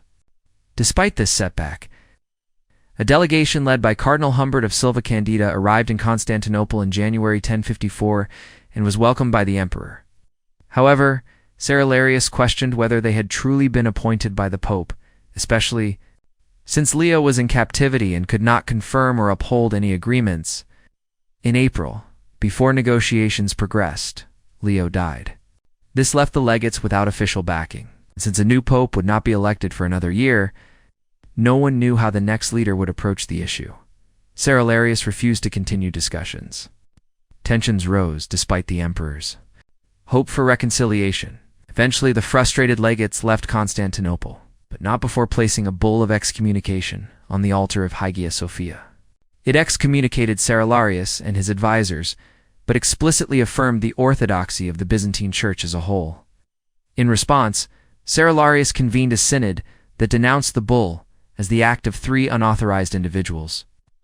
The synod criticized the Filioque addition to the creed and the Western Church's stance against married clergy, but it made no sweeping condemnation of the Roman Church or its other practices. In reality, nothing substantial had changed, except that tensions had flared into lasting resentment. The churches of Alexandria and Jerusalem had no involvement in this dispute. Peter III, the Patriarch of Antioch, believed that Cerularius had been needlessly confrontational. His church continued to include the Pope's name in its diptychs, and saw no reason to stop. He may have suspected that Cerularius, whom he regarded as overly ambitious, aimed to undermine Antioch's independence. Peter likely supported the emperor's more conciliatory approach and resisted the drive for standardized practices, especially since his jurisdiction included churches that followed the Syrian liturgy, many of which lay beyond the empire's political reach. Even if he had wanted to enforce uniformity, it would have been impossible. He chose to remain outside the conflict entirely. Over the next decade, relations between East and West slightly improved. Michael Cerularius was removed from office in 1059, and soon afterward, the Latin churches in Constantinople were reopened. In southern Italy, the Normans, now loyal allies of the papacy since 1059, continued to gain ground, making it unrealistic for Byzantium to assert its religious authority there. In 1061, Roger of Normandy began his conquest of Sicily from the Arabs, a campaign supported by the Pope and seen as a holy war. This further eroded Byzantine influence over local Christian communities by 1073. Emperor Michael VII recognized the need for better relations with Rome. After the Normans captured Bari in 1071, he feared more aggression, and he knew that friendly ties with the papacy might offer protection. At the same time, the Turkoman invasions into Asia Minor had begun, and the emperor urgently needed new troops. Securing support from the West would be easier with Rome's help. That same year, the powerful and respected Cardinal Hildebrand was elected pope. Taking the name Gregory VII, he firmly believed in the supremacy of the Roman See, and therefore did not send the customary letter of faith to the Eastern Patriarchs. Still, Emperor Michael took the initiative and sent Gregory a letter of congratulations, suggesting his openness to closer ties. Gregory, encouraged by this gesture, sent Dominicus, the Patriarch of Grado, as his legate to Constantinople to assess the situation there. After hearing from Dominicus, Gregory VII became convinced that Emperor Michael was sincere in seeking better relations. He also became aware of the worsening situation in Asia Minor. Though pilgrimage to the Holy Land was still technically possible, the Turkoman invasions were rapidly making the overland route through Anatolia unsafe. In response, Gregory conceived a bold new policy, one that reflected both his religious vision and political imagination. He proposed to expand the idea of holy war, which had been gaining momentum in Spain, to apply it to Asia. His allies in Byzantium needed military assistance, and he planned to send an army of Christian knights under the authority of the Church. This time, because religious issues also needed resolving, Gregory intended to lead the campaign himself. His forces would reclaim Asia Minor from the infidels, and afterward, he would convene a great council in Constantinople. There, the Eastern churches, united in gratitude, would settle their disputes and recognize the supremacy of Rome. Whether Emperor Michael knew about this plan, or whether he would have welcomed it, remains unclear, because Gregory's grand scheme never came to fruition. His unwavering approach to church reform increasingly embroiled him in conflicts across the West, forcing him to abandon his ambitions in the East. Still, he never lost interest in the idea. In 1078, Michael VII was deposed.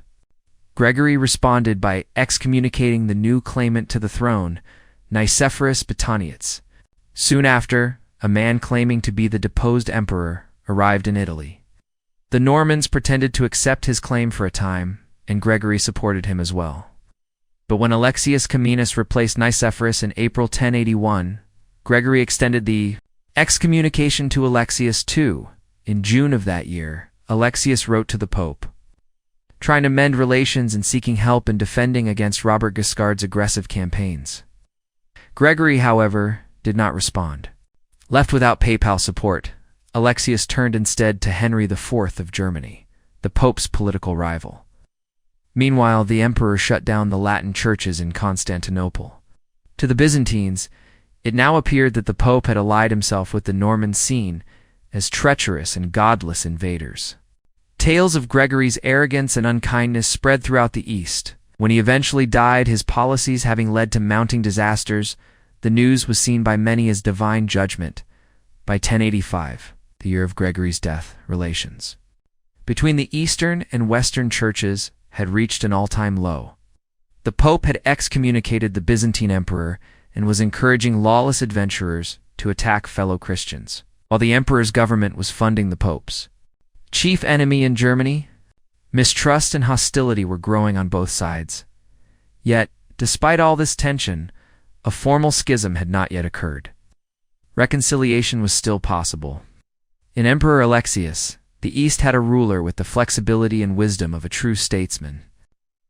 The West, too, was about to produce a leader of equal stature. Odo de Lagri was born around 1042 into a noble family in Châtillon-sur-Marne. For his education, he was sent to the cathedral school at Reims, where his teacher was Saint Bruno, would later go on to found the Carthusian order. Odo remained at Reims after completing his studies, becoming a canon and eventually archdeacon of the cathedral, but he felt unfulfilled. In a sudden change of course, he chose to join the monastic community at Cluny in 1070. He took his vows under Abbot Hugh, who quickly recognized his talent. After serving for a time as prior, Odo was transferred to Rome, where he soon distinguished himself. In 1078, Pope Gregory VII appointed him Cardinal Bishop of Ostia from 1082 to 1085. He served as papal legate in both France and Germany, turning to Rome to remain with Gregory during the difficult final years of his pontificate. After Gregory's death in exile, while the anti-pope Guibert occupied, the loyal cardinals elected a reluctant and weak choice. The abbot of Monte Cassino became Pope Victor III. The Cardinal of Ostia, Odo, disapproved of this election and did not hide his opposition. Yet Victor bore no resentment, and on his deathbed in September 1087, recommended Odo as his successor. Gregory VII, too, had reportedly wanted Odo to succeed him, However, it was not until March 1088 that a conclave was able to meet in Terracina and formally elect him as Pope Urban II. Urban was exceptionally well suited to the role. He was tall, dignified, and had a commanding presence, with a bearded face and a courteous, persuasive manner. Though he did not possess Gregory VII's intense drive or fiery determination, he surpassed him in strategic thinking and in his ability to work with people. He was less proud and less rigid than Gregory, but certainly not weak. He had once been imprisoned in Germany because of his loyalty to the papacy and his convictions. While he could be firm and unyielding, he preferred kindness over conflict, and avoided disputes that could lead to bitterness. Urban inherited a troubled position. He could only live safely within Norman-controlled territory, and the Normans were notoriously self-serving and unreliable. Rome was still under the control of the anti-Pope Guibert. Urban might approach the city's outskirts, but entering Rome itself would mean bloodshed, something he was unwilling to provoke. Further north, Matilda of Tuscany was a staunch supporter of Urban and remained loyal across her vast territories. In 1089, she strengthened her political position through a calculated marriage to Welf of Bavaria, a German prince who was less than half her age. However, in 1091, her forces were defeated by Henry IV of Germany at the Battle of Tricentai. At that point, Henry was at the height of his power. Crowned emperor by the antipope in 1084, he controlled Germany and was dominant in northern Italy. Under such conditions, Urban, with his precarious position, had little chance of securing broader obedience. Still, Urban worked patiently and skillfully. By 1093, the situation had shifted dramatically, without using military force, but through strategic use of resources. He managed to celebrate Christmas that year in Rome, and by spring had taken up residence in the Lateran Palace. Henry IV's power had begun to falter due to the rebellion of his own son. Conrad, a rebellion quietly encouraged by Urban, in France, Urban's homeland. He successfully brought the entire church hierarchy under his influence through careful organization. In Spain, his authority was firmly established. Gradually, more distant regions of the West began to recognize his spiritual leadership. Unlike Gregory VII, Urban did not insist on asserting Rome's political dominance over secular rulers. Instead, he showed patience and restraint, even toward many lay leaders, except for those who remained openly hostile. By 1095, Urban II had become the undisputed spiritual leader of Western Christendom. During this time, Urban II turned his attention to the Eastern Church. After Robert Guiscard's death, his brother Roger of Sicily emerged as the leading Norman power. Roger had no interest in further antagonizing Byzantium. With Roger's support, Urban began negotiations with the Byzantine court. At the Council of Melfi in September 1089, held in the presence of ambassadors from Emperor Alexius, Urban lifted the excommunication that had been placed on the emperor. In response, Alexius convened a synod in Constantinople later that same month. It was discovered there that the pope's name had been left out of the diptychs, not by any formal decision, but more likely by oversight. The synod proposed restoring the pope's name once a formal letter of faith, a systatic letter, was received from him. The council concluded that there was no substantial reason for discord between the Eastern and Western churches, and recommended seeking the opinions of the patriarchs of Alexandria and Jerusalem. The Patriarch of Antioch was present in person.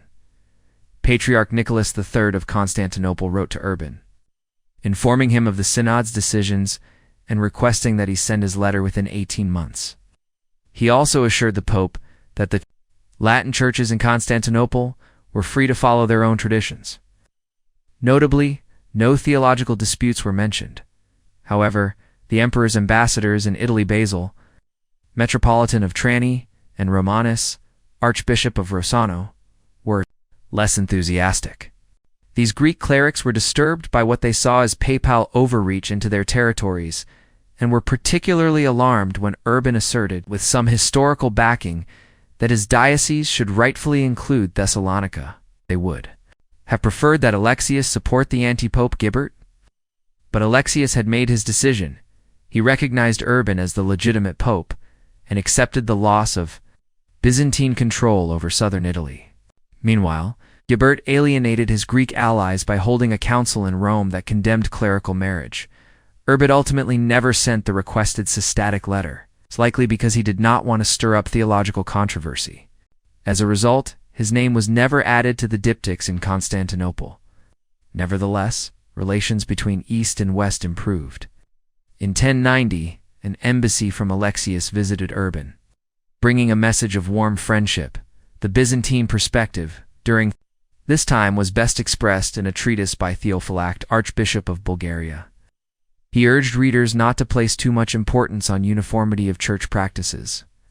While he regretted the Latin addition of filioque to the creed, he explained that this was likely due to the limitations of the Latin language in expressing complex theological ideas. He did not take the Pope's claims of authority over the Eastern churches seriously, and saw no reason why a schism should ever occur. Other Eastern theologians continued to comment on liturgical differences, but their tone remained moderate. One such figure was Simeon II, Patriarch of Jerusalem, who criticized the Latin use of unleavened bread in the Eucharist, but did so without hostility or bitterness. Peter the Hermit's departure for the East did not mark the end of crusading fervor in Germany.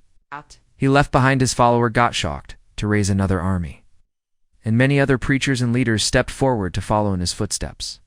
German people responded to the call in their thousands, but unlike the French, they were not in such a rush to set off. For the Holy Land, they believed there was unfinished business to take care of closer to home. Jewish communities had existed for centuries along the trade routes of Western Europe. These communities were largely made up of Sephardic Jews, descendants of those who had spread out from the Mediterranean during the Dark Ages. They maintained strong ties with fellow Jews in Byzantium and the Islamic world, allowing them to play a major role in international trade, especially in commerce between Christian and Muslim lands, because lending money with interest usury was banned in the Christian West and strictly limited in Byzantium. Jews filled a crucial economic role by running money-lending businesses across Christian Europe. Their long traditions of learning and technical skill also gave them an edge in medicine, making them valued physicians, despite having no formal civil rights. The Jews had largely avoided serious persecution in Western Europe, like in ancient Visigothic Spain, where they had once suffered. Both secular and religious authorities generally protected them because of their usefulness. The kings of France and Germany were known for offering their support, and the archbishops of the major Rhineland cities treated them favorably. However, tensions were growing. As Western Europe slowly shifted from a system of feudal services to a cash-based economy, peasants and poorer townsfolk increasingly relied on borrowing money, often from Jewish lenders. As their debts mounted, so did their resentment. Meanwhile, Jews, lacking legal protection, charged high interest rates and made substantial profits, especially when they enjoyed the protection of local rulers. By the 11th century, their unpopularity was steadily increasing. As more social classes became borrowers, the rise of the crusading movement only made things worse. Preparing for a crusade was expensive. Knights who lacked land or wealth often had to borrow money from Jews to afford the journey. But many began to question, was it right to go fight for Christ only to be financially bound to the very people who had crucified him? Poorer crusaders, many already in debt to Jewish lenders, also questioned whether it was just to be hindered in their holy mission by those seen as enemies of Christ. Crusade preachers focused intensely on Jerusalem, though. Sight of the crucifixion, and naturally, attention turned to the people believed to have been responsible. The Muslims might be today's enemy, but in the eyes of many, the Jews were worse. They had crucified Christ himself. Even during the wars in Spain, there had already been signs that Christian armies might mistreat Jewish communities. Around the time of the expedition to Barbastro, Pope Alexander II felt compelled to remind the Spanish bishops that there was a clear distinction between Muslims and Jews. The Muslims were irreconcilable enemies of the Christians, he wrote, while the Jews were willing to live and work peacefully among them. Still, in Spain, the Jews had long enjoyed the favor of Muslim rulers. The Christian conquerors found it hard to fully trust them. In December 1095, the Jewish communities of northern France sent warnings to their fellow Jews in Germany, alerting them that the rising crusading movement might bring danger to their people. There were even rumors of a massacre of Jews in Rouen, although this massacre probably never happened. The fear was real, and Peter the Hermit was quick to seize the opportunity. Hinting that he might not be able to keep his followers in check, he managed to persuade the Jews of France to give him letters of introduction to other Jewish communities across Europe, asking them to welcome him and provide his army with food and supplies. Around this same time, Godfrey of Bouillon, the Duke of Lower Lorraine, began preparing for his own crusade. A rumor spread through the region that he had vowed to avenge the death of Christ by shedding Jewish blood. Terrified, the Jewish communities of the Rhineland asked Count Emich, the chief rabbi of Mainz, to write to Godfrey's overlord emperor, Henry IV, who had consistently shown friendship toward the Jews. The letter pleaded with him to prevent any violence. At the same time, the Jewish communities of Mainz and Cologne, hoping to protect themselves, each offered Godfrey a sum of 500 silver coins. Emperor Henry responded by instructing his leading nobles and clergy to ensure the safety of all Jews under their jurisdiction. Godfrey, having already gained what he wanted from the Jewish payments, replied that he had no intention of persecuting them and was happy to give the assurances they had requested, if the Jews had hoped they could escape Christian fanaticism. With just a few payments and promises, they were quickly proven wrong. At the end of April 1096, a man named Volkmar, about whom little is known, set out from the Rhineland with over 10,000 followers to join Peter the Hermit in the east. He traveled through Bohemia along the route to Hungary. Just days later, Peter's former disciple Gottschalk departed with a slightly larger group, taking the same route Peter had used up the Rhine and through Bavaria. Meanwhile, a third force was being gathered by a minor noble from the Rhineland, named Count Emich of Lessingen, already notorious for his lawlessness and banditry. Emich now claimed that a miraculous cross had been branded onto his flesh. As a battle-hardened soldier, he attracted a more diverse and dangerous group of recruits than the more religiously driven Volkmar or Gottschalk. Alongside the usual mix of passionate but untrained pilgrims, some of whom bizarrely followed a goose they believed was guided by God. Emich's army included members of the French and German nobility. These included the lords of Zweibrücken, Salm and Wirnenberger, Hartmann of Dillingen, Wago of Nessel, Clarenbald of Venduel, Thomas of Lafer, and William, Viscount of Melun, known as the Carpenter for his enormous strength. Asterisk, perhaps, inspired by the success of Peter the Hermit and Duke. Godfrey, in using crusading zeal for personal gain, Emich saw an opportunity to do the same. Ignoring Emperor Henry's orders to protect the Jews, he convinced his followers to begin their so-called crusade on the 3rd of May with an attack on the Jewish community in Speyer, near his home. The assault was not particularly successful. The Bishop of Speyer, who had been persuaded by a generous gift, placed the Jews under his protection. Only 12 were captured and killed by the Crusaders after they refused to convert to Christianity. One Jewish woman took her own life to avoid rape. The bishop managed to save the rest of the community and even arrested some of the murderers, having their hands cut off as punishment. Yet, small as the massacre in Speyer had been, it set a terrible precedent. On the 18th of May, Emich's army arrived. In Worms, soon after, a rumor spread that the Jews had kidnapped a Christian, drowned him, and used the water to poison the town's wells. The Jews were already unpopular in Worms and the surrounding countryside, and the rumor inflamed the townspeople and peasants. They joined Emich's troops in attacking the Jewish quarter. Every Jew they could find was killed. In Speyer, the bishop tried to intervene, opening his palace to shelter the Jews, but Emich and the enraged mob forced their way in, ignoring the bishop's pleas. They slaughtered all the Jews who had taken refuge there, about 500 people in total. The massacre in Worms took place on the 20th of May, 5 days later. On the 25th of May, Count Emich arrived at the gates of Mainz, one of the most important cities in the region. He found them closed by order of Archbishop Rothhard. However, the mere news of his approach triggered anti-Jewish riots within the city during which a Christian was killed. The next day, the 26th of May, some of Emich's sympathizers inside the city opened the gates for him.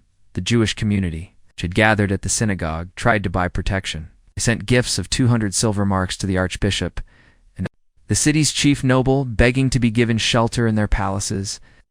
At the same time, a Jewish envoy went to Emich and paid him 7 pounds of gold in exchange for a promise to spare them. But the money was wasted. The very next day, Emich launched an attack on the archbishop's palace. Rothard, alarmed by the rage of the crowd, fled with his entire household. With him gone, Emich's followers stormed the palace. The Jews tried to defend themselves, but were quickly overwhelmed and killed. Al, the lay protector whose name has not survived, may have shown more courage. But Emich set fire to his palace, forcing the people inside to evacuate. Several Jews saved themselves by converting to Christianity, but those who refused were killed. The massacre continued for 2 more days as the Crusaders hunted down any remaining Jews. Some of those who had initially converted were overcome with guilt and committed suicide. One man, before taking his own life and killing his family, burned down the synagogue to prevent it from being desecrated. The chief rabbi of Mainz, Kalonimos, had escaped with about 50 others to the town of Rudesheim. There, they sought asylum from Archbishop Rothard, who was staying at his country estate nearby. Seeing their fear, Rothard saw an opportunity to attempt their conversion. But for Kalonimos, this was too much. In a fit of desperation, he grabbed a knife and attacked the archbishop. He was quickly overpowered, but the assault sealed the fate of the group. All of them were put to death. In total, around 1,000 Jews were killed in the massacre at Mainz. Emich then moved on toward Cologne. Anti-Jewish violence had already broken out there in April, and now, terrified by the horrors at Mainz, the Jewish community scattered. Many hid in nearby villages or in the homes of Christian friends. Over the weekend of Pentecost, the 1st to the 2nd of June, while Emich was nearby, their Christian hosts helped conceal them, although the synagogue was burned and 1 Jewish man and 1 woman who refused to convert were killed. The Archbishop of Cologne managed to prevent any wider violence. At Cologne, Emich decided that his campaign in the Rhineland was complete. In early June, he left with most of his army, heading up the main river toward Hungary. However, a large group of his followers believed that the Moselle Valley also needed to be cleansed of Jews. They broke off from Emich's army at Mainz and reached the city of Trier on the 1st of June. Most of the Jewish population there found refuge in the archbishop's palace. But some, overcome with panic, began fighting among themselves. Others threw themselves into the Moselle River and drowned. The attackers then moved on to Metz, where 22 Jews were killed. Around mid-June, they returned to Cologne, hoping to catch up with Emich, but when they found he had already departed, they made their way down the Rhine. And from the 24th to the 27th of June, carried out massacres in the towns of Neuss, Wevelinghafen, Eller, and Xanten. After that, the group dispersed. Some returned to their homes, while others likely joined the forces of Godfrey of Bouillon. Meanwhile, news of Emich's brutal campaign had reached the groups that had already left Germany for the east.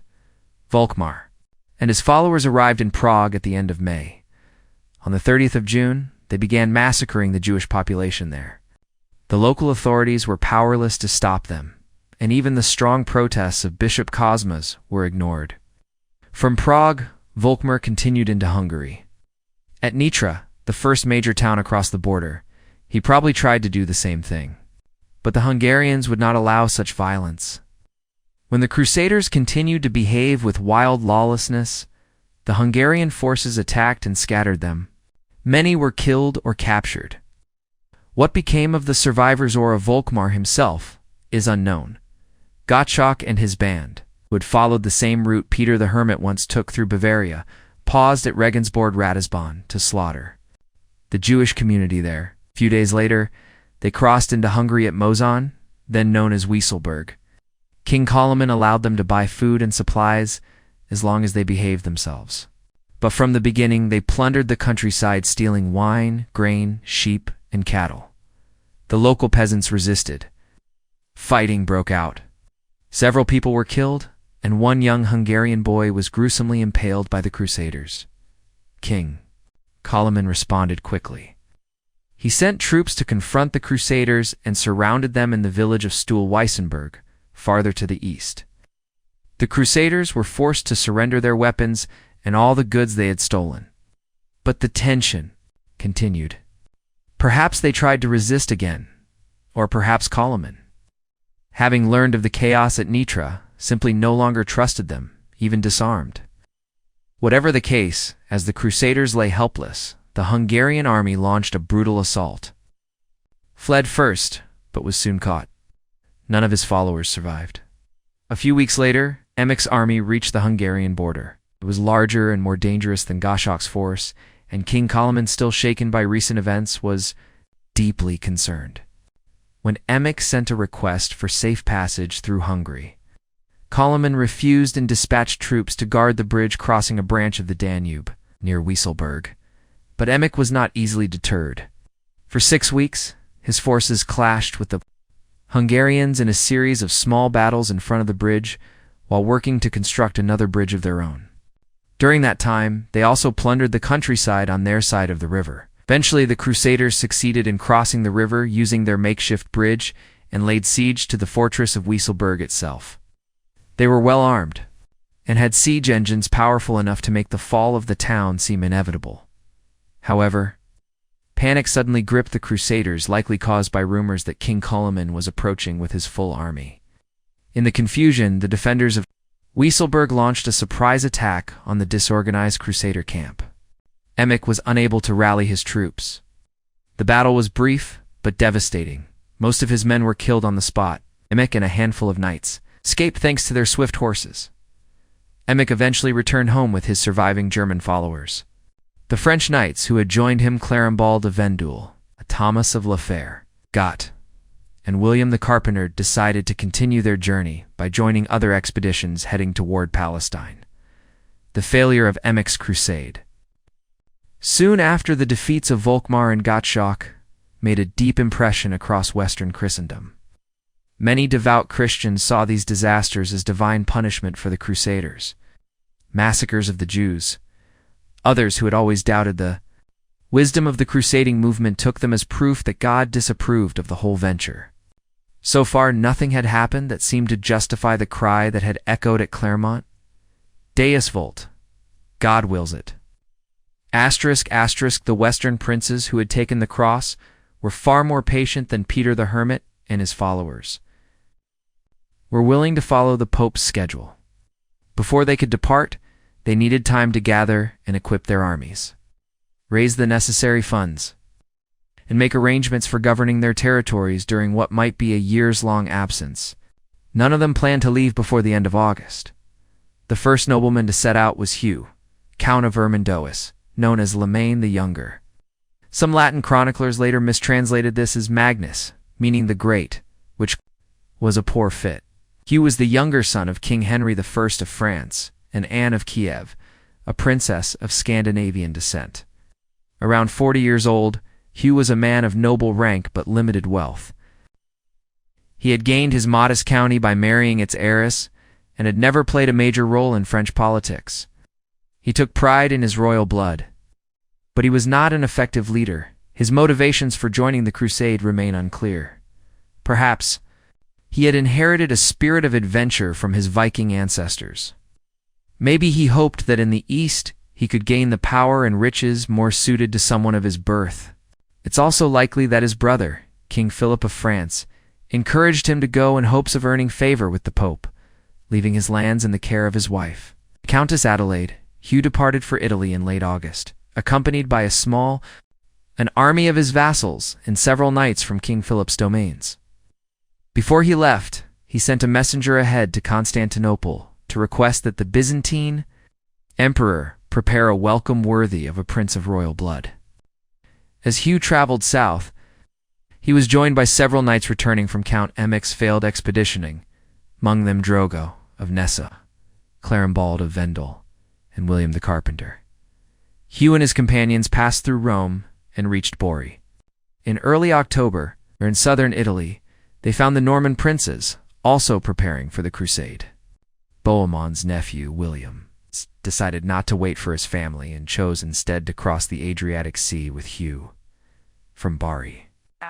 Hugh sent a delegation of 24 knights led by William the Carpenter across the sea to Dyrrhachium Modern, Dors in Albania. Their task was to notify the Byzantine governor of Hugh's arrival and to repeat Hugh's demand for a grand reception. The governor, John Comnenus, was thus able to alert Emperor Alexius and begin making preparations to receive the distinguished guest. However, Hugh's actual arrival was far less grand than expected. A storm battered the small fleet he had hired for the crossing. Some ships sank with all passengers lost. Hugh himself was shipwrecked and washed ashore near Cape Palene, a few miles north of Dyrrhachium. John's representatives found him there disheveled and disoriented and brought him to the city. Governor John provided Hugh with new clothes, food, and hospitality, treating him with honor but keeping him under close watch, while Hugh was delighted by the attention. Some of his companions suspected he was being held more as a prisoner than a guest.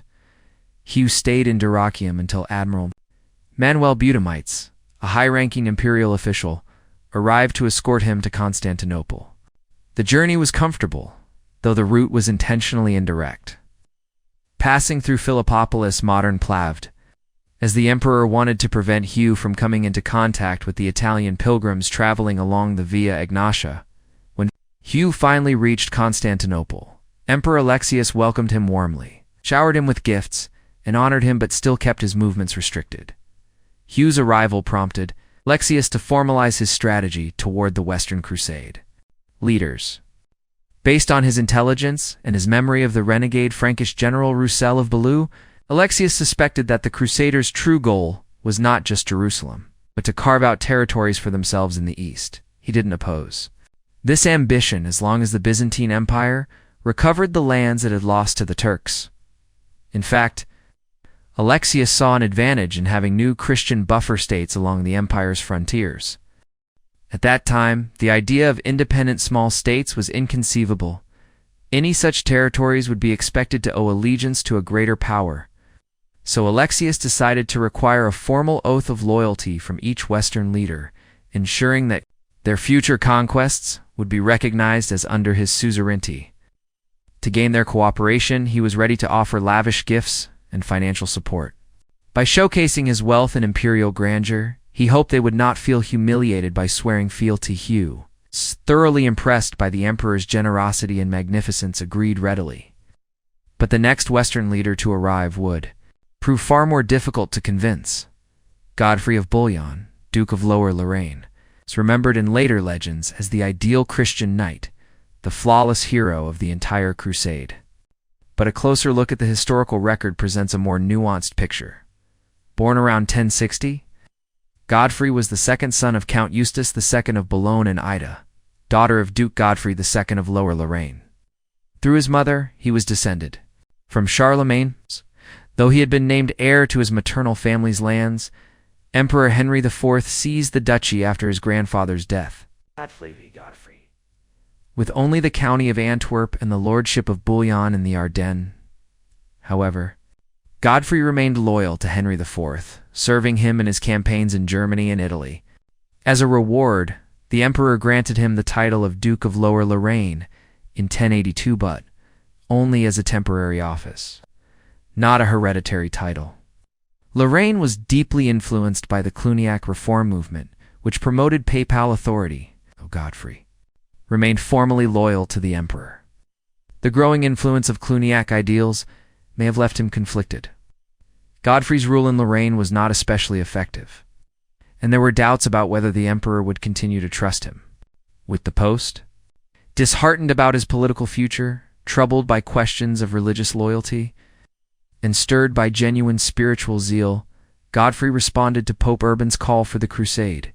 He took his preparations seriously. After raising money by pressuring Jewish communities, he sold his estates at Rosy and Stenay along the Meuse River and mortgaged his castle at Bouillon to the Bishop of Liege. With these funds, he raised a sizable army. His past title and the strength of his forces gave him considerable prestige. which was further enhanced by his courteous nature and striking appearance. He was tall, strong and fair-haired with a golden beard, the very image of a northern knight. Despite all this, he was a rather average military leader, and his presence was often overshadowed by his younger brother, Baldwin. Both of Godfrey's brothers had also taken the cross. The eldest, Eustace III, Count of Boulogne, was a reluctant Crusader who longed to return to his wealthy estates in France and England. He sent fewer troops than Godfrey and let him take the lead. Eustace likely traveled separately, possibly through Italy. Baldwin, the youngest, was of a very different character. Originally intended for the church, he had received a fine education at the cathedral school in Reims and retained a love for learning. But the church didn't suit his temperament, so he left religious life and joined his brother in Lorraine as a layman. Baldwin and Godfrey made an interesting contrast. Baldwin was taller, with dark hair and pale skin, while Godfrey was fair. Godfrey was warm and approachable. Baldwin was proud and reserved. Godfrey lived simply. Baldwin, though capable of enduring hardship, preferred extravagance and display. Godfrey was known for his chastity. Baldwin for his lustful pursuits. Baldwin enthusiastically embraced the crusade. With few prospects at home, he saw in the east the possibility of power and territory. He brought his Norman wife Godvere of Tosny and their young children, making it clear that he had no intention of returning. Godfrey and his brothers were joined by many prominent knights from the Walloon and Lotharingian regions. Among them were their cousin Baldwin of Rethel, Lord of Labourg, Baldwin II, Count of Hainault, Rhineland, Count of Toul, Warner of Grey, Dudo of Consarberg, Baldwin of Stavelot, Peter of Stenay, the brothers Henry and Geoffrey of S, perhaps because he felt uneasy about his loyalty to the Holy Roman Emperor while preparing for a crusade endorsed by the Pope. Godfrey chose not to take the same route through Italy that the other crusade leaders planned to follow. Instead, he opted to go through Hungary. According to a growing legend in the West, his supposed ancestor, Charlemagne, had taken that very route on a pilgrimage to Jerusalem. Godfrey departed from Lorraine at the end of August. After several weeks marching along the Rhine and down the Danube, he reached the Hungarian frontier near the Leitha River in early October. From there, he sent an embassy led by Geoffrey of S, who had prior experience with the Hungarian court, to request permission from King Coloman to pass through his lands. King Coloman, still wary after the recent disasters caused by previous Crusader armies, was not eager to receive more. He kept the delegation waiting for 8 days before agreeing to meet Godfrey at Odenburg. Godfrey arrived there with a small party of knights and was welcome to spend a few days at court. The impression he made during this visit was favorable, enough that Coloman agreed to allow the army through Hungary, but only on one condition: Baldwin, whom he suspected to be the most dangerous figure in the group, had to stay behind as a hostage, along with his wife and children. When Godfrey returned to camp, Baldwin initially refused to be taken hostage, but eventually he agreed, and the army was allowed to cross into Hungary at Odenburg. Coloman promised to supply them with provisions at fair prices, while Godfrey issued a strict warning to his troops: any act of violence would be punished by death. Thanks to these precautions, the Crusaders passed peacefully through Hungary, with King Coloman and his troops monitoring them closely the entire way. After a brief stop of 3 days to resupply at Mangelos near the Byzantine frontier, Godfrey reached Semlin toward the end of November. From there, the army crossed the Sava River in an orderly fashion and entered Belgrade. Once the crossing was complete, the hostages Baldwin and his family were safely returned. The imperial authorities, likely warned in advance by the Hungarians, were well prepared for Godfrey's arrival. Belgrade itself had been abandoned, since Peter the Hermit's forces had looted it 5 months earlier. However, a frontier guard quickly traveled to the city of Niš, where the local governor Nicetas was staying. There, an escort for Godfrey had already been assembled. The escort departed immediately and met Godfrey's army in the forests of Serbia. Roughly halfway between Niš and Belgrade, provisions for the army had been arranged in advance, and the march through the Balkan Peninsula proceeded without incident. When they reached Philippopolis, word arrived that Hugh of Vermandois had reached Constantinople and had been lavishly welcomed with generous gifts. So impressed were Baldwin of Hainault-Alton, Henry of S, by this news that they decided to race ahead of the main force to the capital in hopes of receiving similar rewards before the rest of the army arrived. But rumors also circulated, not entirely without merit, that Hugh was being held as a prisoner. Godfrey was troubled by this news. Around the 12th of December, Godfrey's army reached the town of Salimbria, located along the Sea of Marmara. Until that point, his troops had maintained excellent discipline. But something changed there. The next 8 days, they began pillaging the surrounding countryside. The cause of this breakdown in discipline is unclear, though Godfrey later attempted to justify it as retaliation for Hugh's supposed imprisonment. Emperor Alexius I quickly responded by sending 2 Frenchmen in his service, Rodolphe Piodelot and Roger, son of Dagobert, to speak with Godfrey and urge him to restore order and continue his march peacefully. Their mission was successful. On the 23rd of December, Godfrey's army arrived at Constantinople and set up camp. At the emperor's request, outside the city near the upper reaches of the Golden Horn, ***, Godfrey's arrival posed a serious dilemma for the Byzantine government. The emperor wanted to ensure Godfrey's loyalty and get him and his men out of Constantinople's vicinity as quickly as possible.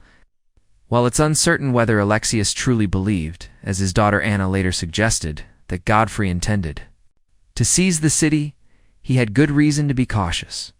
The suburbs had already been badly damaged by Peter the Hermit's unruly followers, and now an even more dangerous and better armed army had appeared at his gates.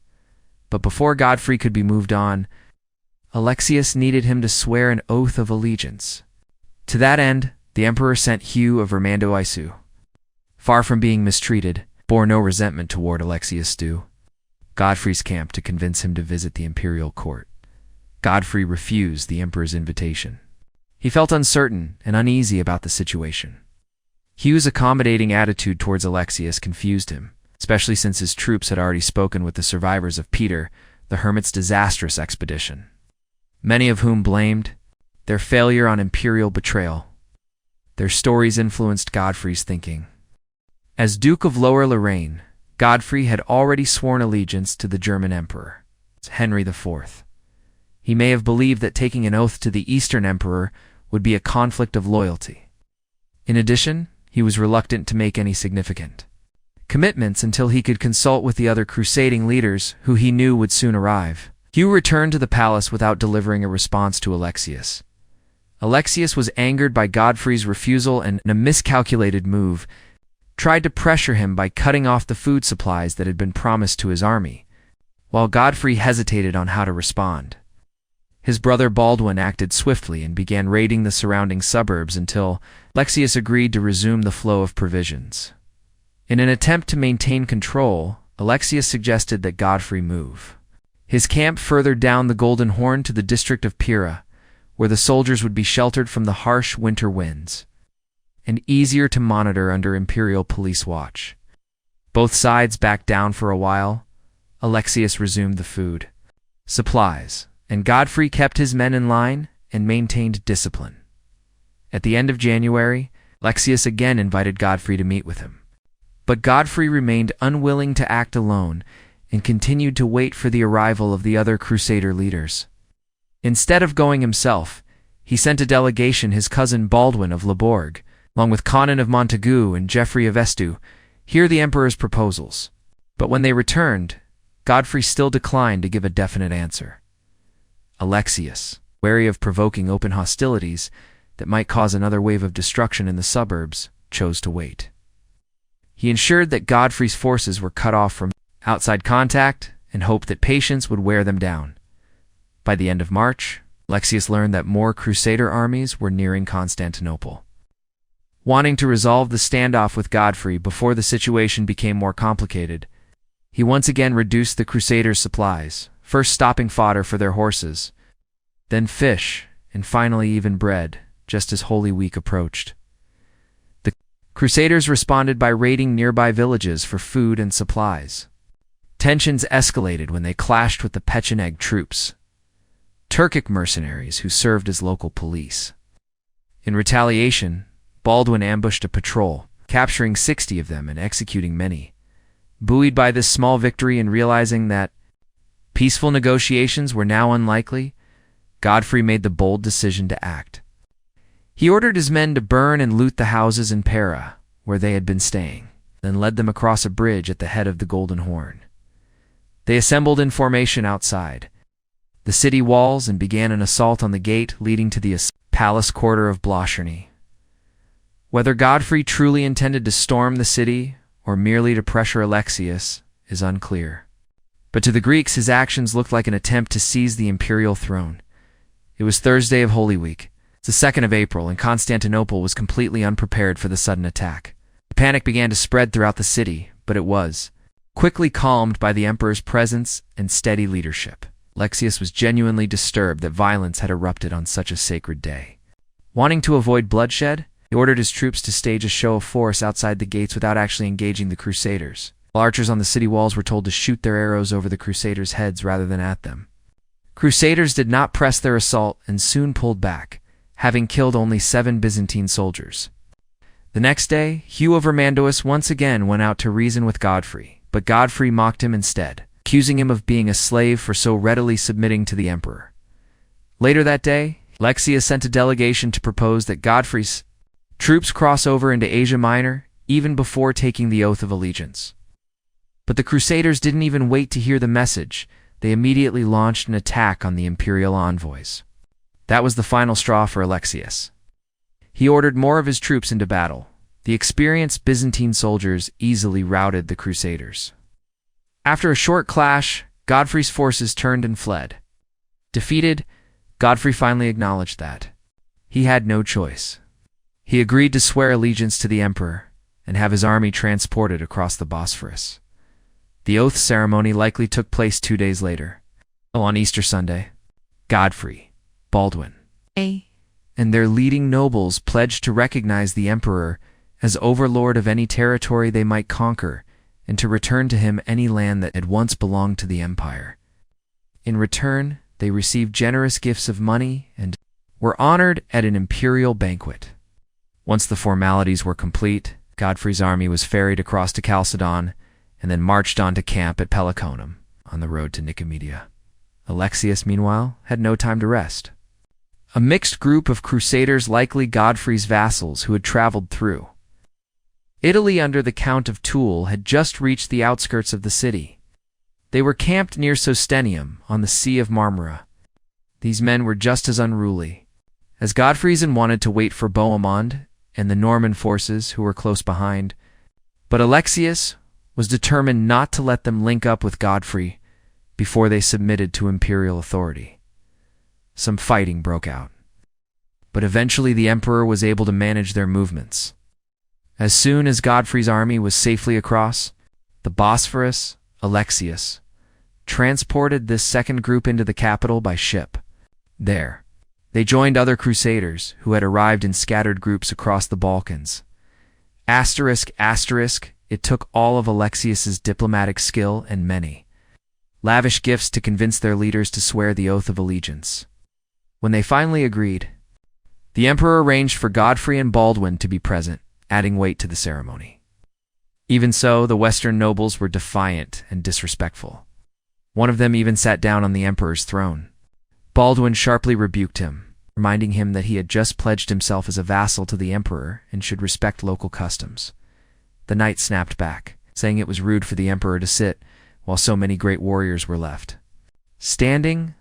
Alexius, overhearing the comment and having it translated, calmly asked to speak with him. When the knight began bragging about his undefeated record in single combat, Alexius quietly advised him to try a different approach when facing the Turks.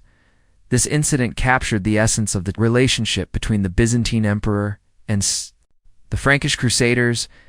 The crude knights from the west were clearly impressed by the magnificence of the imperial palace, its refined rituals, and the calm, polished demeanor of the Byzantine court. But at the same time, they resented it. Their pride, bruised by what they saw as condescension, made them act out often behaving like unruly children. Once the Crusaders had taken their oaths of allegiance, they and their troops were ferried across the Bosphorus to join Godfrey's army on the Asian shore. The emperor had acted just in time, because on the 9th of April, Bohemond of Taranto arrived in Constantinople. At first, the Normans of southern Italy had shown little interest in Pope Urban's call for the crusade. Their attention was consumed by civil strife following the death of Robert Guiscard. Robert had divorced Bohemond's mother and left his duchy of Apulia to his son by another wife. Siegeld Gaeta Roger Borsa, Bohemond rebelled and managed to seize control of Taranto and the region of Otranto in the heel of the Italian peninsula. A fragile peace was eventually brokered by their uncle Roger of Sicily. But Bohemond never truly accepted the agreement and quietly continued to undermine his brother. In the summer of 1096, the whole family came together to launch a campaign against the rebellious city of Amalfi. By this time, Pope Urban's crusade proclamations had already reached Italy. Small groups of southern Italians had begun making their way to the east. But it wasn't until the arrival of large, enthusiastic Crusader armies from France that Bohemond recognized the full significance and potential of the movement. He saw that the crusade could be turned to his advantage. Since his uncle Roger of Sicily would never allow him to seize all of Apulia, Bohemond realized he had a better chance of carving out a kingdom for himself in the Levant. The French Crusaders. Religious fervor had already inspired many of the Norman troops gathered outside Amalfi. Bohemond saw an opportunity and embraced it. He declared publicly that he too would take the cross and called on all devout Christians to follow him. In front of his army, he tore his luxurious scarlet cloak into pieces and used it to make crosses. For his officers, his vassals eagerly followed his example, and soon, many of his brothers and uncles' vassals also joined the cause, leaving Roger of Sicily, fuming that the crusade had stripped him of his army. Bohemond's nephew William set out immediately with the French Crusaders. Bohemond himself, however, needed time to prepare his forces. He entrusted his lands to his brothers, protection, and raised enough funds to support everyone joining him on the expedition. His army set sail from Bari in October. Accompanying Bohemond were his nephew Tancred William's older brother, the son of his sister Emma, and the Marquis Odo. His cousins Richard and Rainulf of Salerno, along with Rainulf's son Richard, also joined. The group included Geoffrey, Count of Rossignolo, and his brothers Robert of Anza, Herman of Canny, Humphrey of Montescabioso, Albert of Cognano, and Bishop Gerard of Ariano, representing the Normans of Sicily. Normans from France also joined him, including Robert of Sourdeval and Bull of Chartres. While Bohemond's army was smaller than Godfrey's, it was well-equipped, experienced, highly disciplined. Bohemond's expedition landed at various points along the coast of Epirus, between Dyrrhachium and Avlona, and regrouped at a village called Dropoli, in the Vius river valley. The landing sites were likely chosen in coordination with the Byzantine authorities at Dyrrhachium, who may have wanted to avoid overburdening the towns along the Via Egnatia. However, it seems that Bohemond himself chose the route his army would take.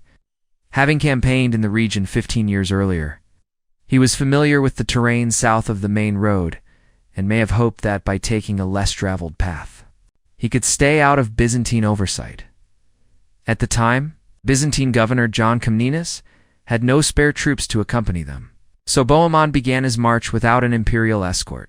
Still, relations remained friendly and full supplies were provided to the Normans. Bohemond made it clear to his men that they were in Christian territory and must avoid looting or misconduct. The army crossed the Pindus Mountains, a difficult journey that took them through high mountain passes over 4,000 feet in elevation. They reached Castoria in western Macedonia just before Christmas. The exact route is unclear, but it must have been grueling.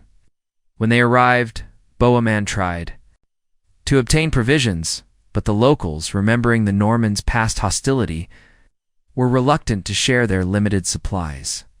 So the Crusaders seized the cattle they needed, along with horses and donkeys, Many of their original pack animals had likely died in the mountains. They spent Christmas in Castoria, then headed east toward the Vardar River. On the way, they attacked a village of Paulician heretics near their route, burning homes and killing the residents. By mid-February, they reached the Vardar River.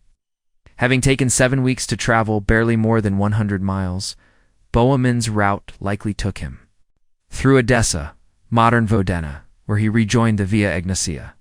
From there, the emperor assigned an escort of Pecheneg troops to the Crusaders with instructions to prevent looting, stop desertions, and ensure that they didn't linger in any one place for more than 3 days.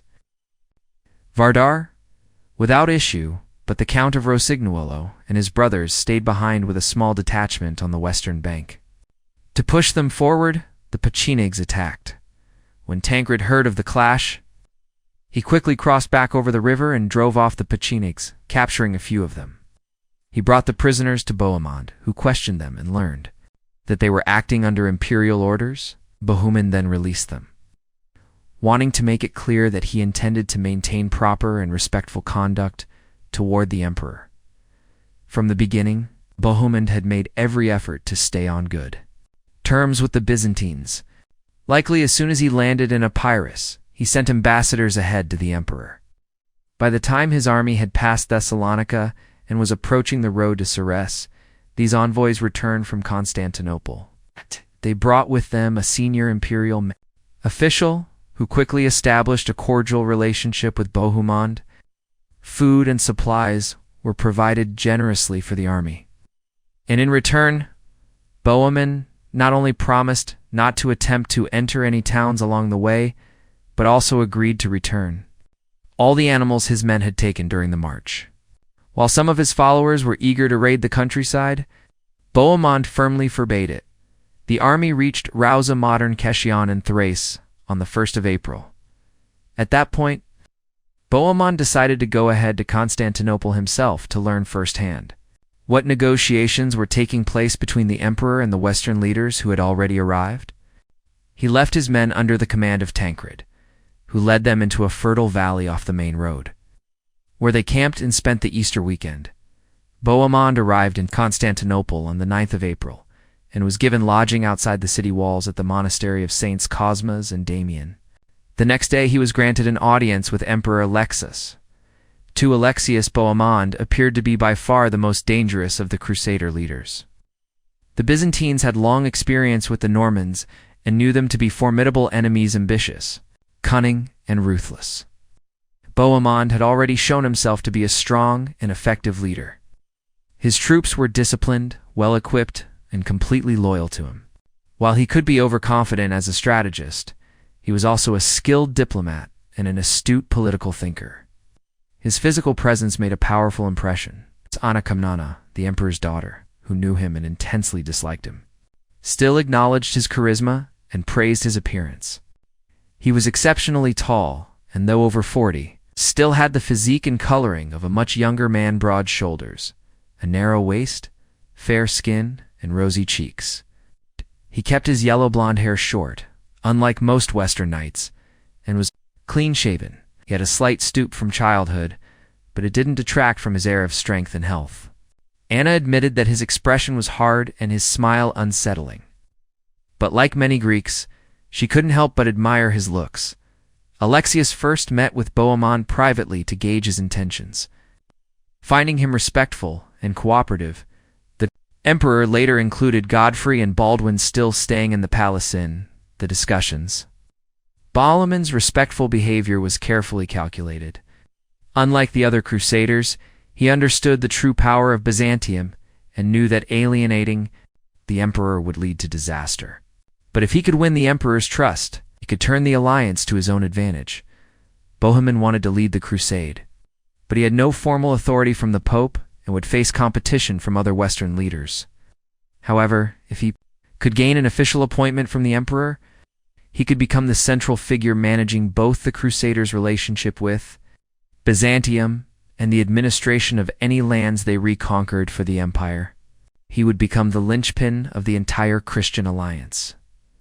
Without hesitation, Bohemund swore the oath of allegiance to Alexius and then proposed that he be given the title of Grand Domestic of the East, the commander-in-chief of all Byzantine forces in Asia.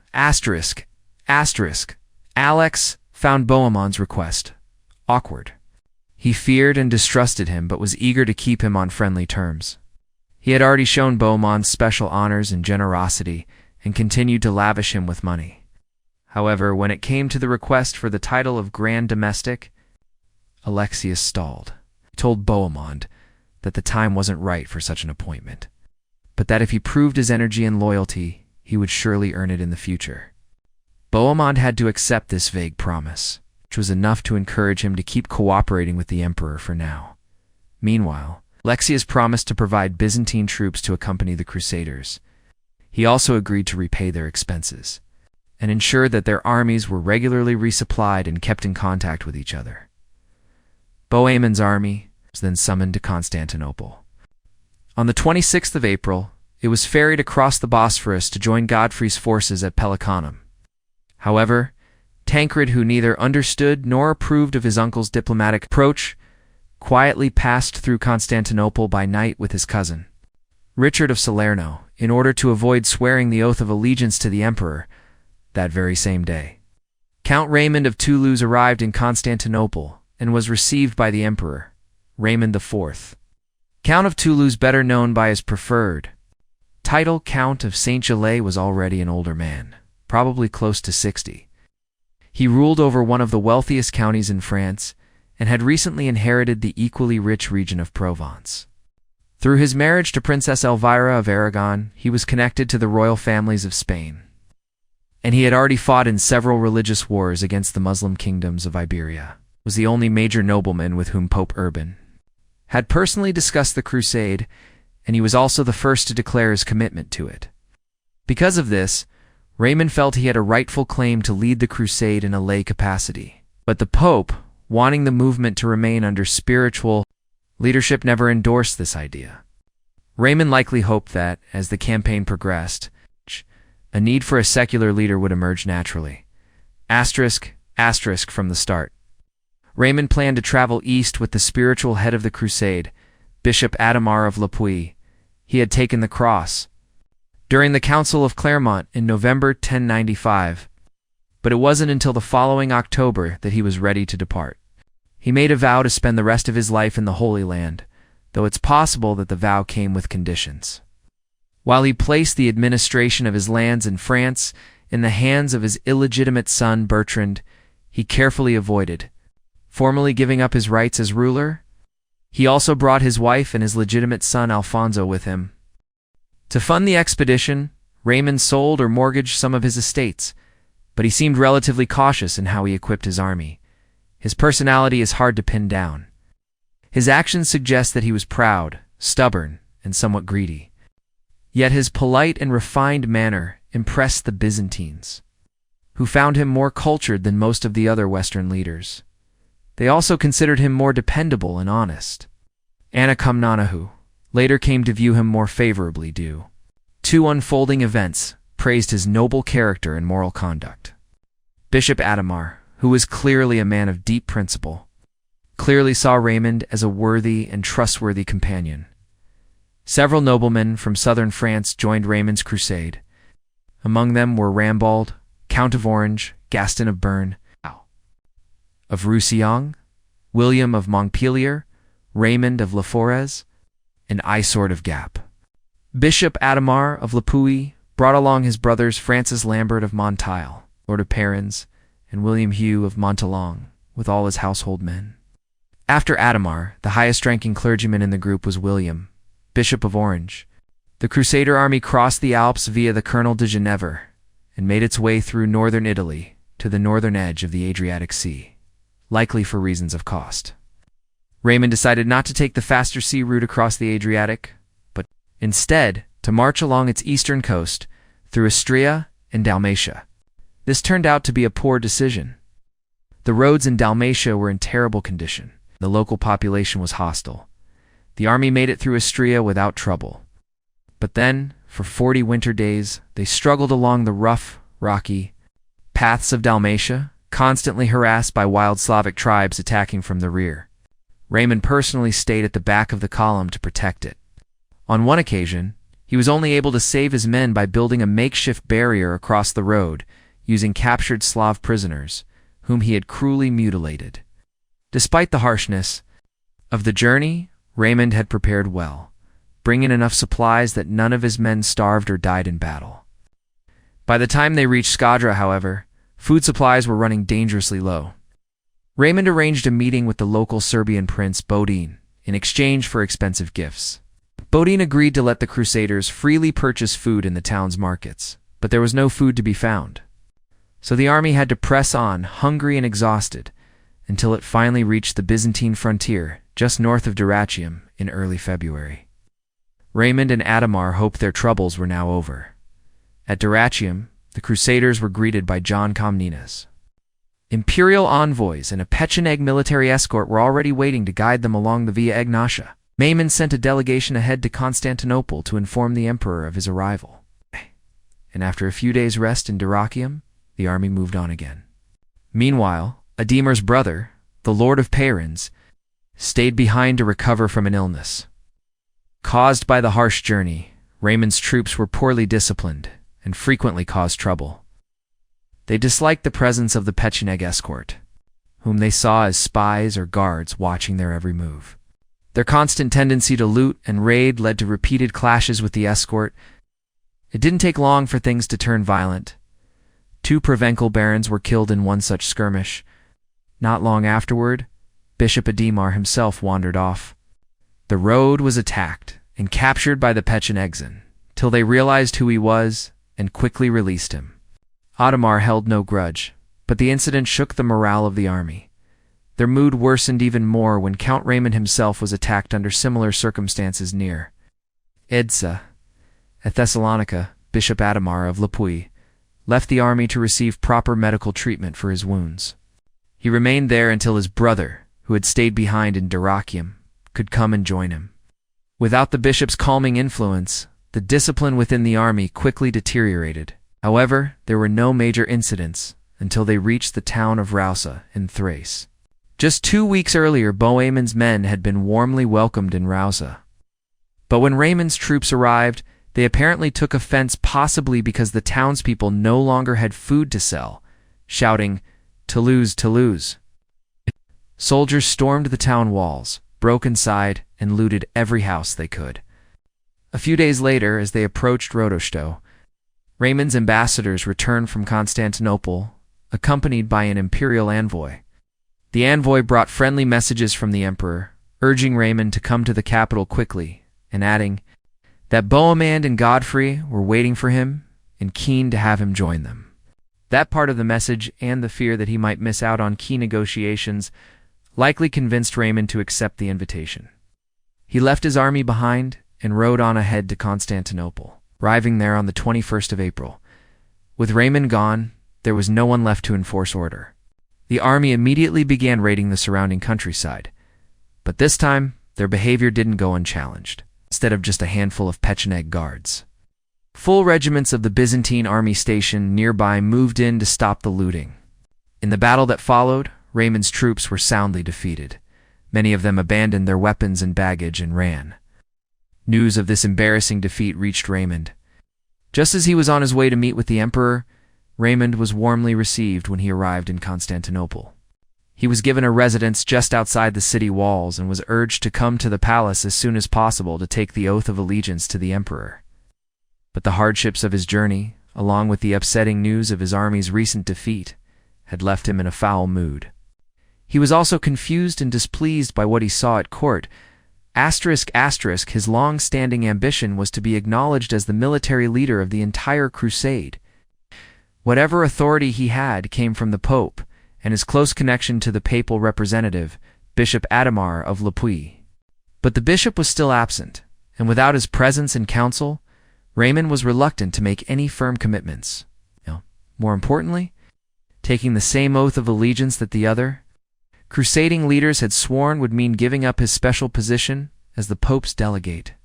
It would place him on equal footing with the other secular lords, something he didn't want. There was another problem as well. Raymond was smart enough to recognize Bohemond as his chief rival. Bohemond appeared to be enjoying special favor from the emperor, and there were rumors that he might be appointed to a high imperial military command. If Raymond took the oath, he risked not only losing his status, but possibly ending up subordinate to Bohemond, who could be acting as the emperor's official representative.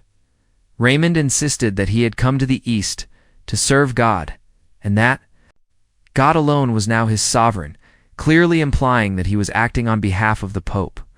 However, he added that if the emperor himself chose to lead the Christian armies, he would gladly serve under him. This statement showed that it wasn't the emperor he resented, it was Bohemond. The emperor responded that the current condition of the empire wouldn't allow him to leave the capital. Meanwhile, the other crusading leaders became increasingly concerned that Raymond's defiance might jeopardize the entire mission. Bohemond, still hoping to secure the emperor's support and a prominent position in the campaign, even promised that if Raymond openly opposed the emperor, he would stand with the emperor. Godfrey also urged Raymond to reconsider, pointing out how his stubbornness was harming the Christian cause.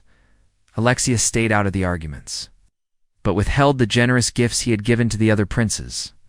At last, on the 26th of April, Raymond agreed to take a modified oath. He swore to respect the emperor's life and honor, and to ensure that neither he nor his men would do anything to harm him. This kind of limited oath was common among nobles in southern France, and Alexius found it acceptable. After the negotiations were complete, Bohemond and his army crossed into Asia. Meanwhile, Raymond's army had regrouped at Rodestow, what humbled after their earlier defeat, was waiting for the arrival of Bishop Adhemar of Le Puy, who would lead them on to Constantinople. We have no clear records of what Adhemar did in the capital, but it's likely that he met with senior members of the Greek Church and certainly had an audience with the emperor. These meetings were cordial. He may have helped ease tensions between Raymond and Alexius, because their relationship quickly improved. However, it's more likely that Bohemond's departure played a bigger role.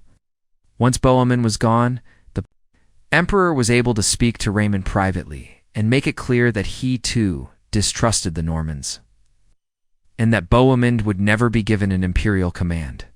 This reassurance changed things. Raymond crossed the Bosphorus 2 days after swearing his oath, but then returned to the court for another 2 weeks. By the time he left, he was on very good terms with Alexius, and now saw him as a valuable ally against Bohemond. His view of the Byzantine Empire had shifted significantly. Meanwhile, a fourth major crusading army set out from northern France in October 1096. Shortly after Raymond had left his lands, it was led jointly by Robert, Duke of Normandy, his brother-in-law Stephen, Count of Blois, his cousin Robert, II, Count of Flanders. Robert of Normandy was the eldest son of William the Conqueror. He was around 40 years old, mild-tempered, and not particularly effective as a leader. Though he had personal bravery and charm, since his father's death, he had been locked in a half-hearted conflict with his brother, King William Rufus of England, who had repeatedly invaded Normandy. The Pope's call to crusade had moved Robert deeply, and he soon pledged to take part. In return, the Pope arranged a reconciliation between the two brothers while still in northern France. However, it took Robert several months to prepare. He was only able to fund his journey by pledging his duchy to William in exchange for 10,000 silver marks. That deal was formalized in September 1096, a few days later. Robert left for Pontarlier, where he was joined by Stephen of Blois and Robert of Flanderses. In Robert's company were Odo, Bishop of Bayeux, Walter, Count of Saint Valery, all the heirs of the Counts of Montgomery and Mortagne, Gerard of Gournay, Hugh of St. Paul, the sons of Hugh of Grantmesnil, and many other knights and foot soldiers, not only from Normandy, but also from England, Scotland, and Brittany. However, the only English nobleman to officially join the crusade was Ralph Guater, Earl of Norfolk, who at the time was living in exile on his mother's estates in Brittany. Stephen of Blois had little personal interest in joining the crusade. However, his wife, Adelaide, daughter of William the Conqueror, was the real authority in their household. It was her decision that he should go, so he went. Accompanying him were his key vassals, Everard of Laputes, Garon Garanot, Caro Assini, Geoffrey Gurang, and his chaplain, Alexander. Among the group was also the cleric Fulcher of Chartres, who would later become a noted historian of the Crusade. Stephen was one of the wealthiest men in France, and raising the money for the journey was not a challenge for him. He left his estates in the capable hands of his wife during his absence,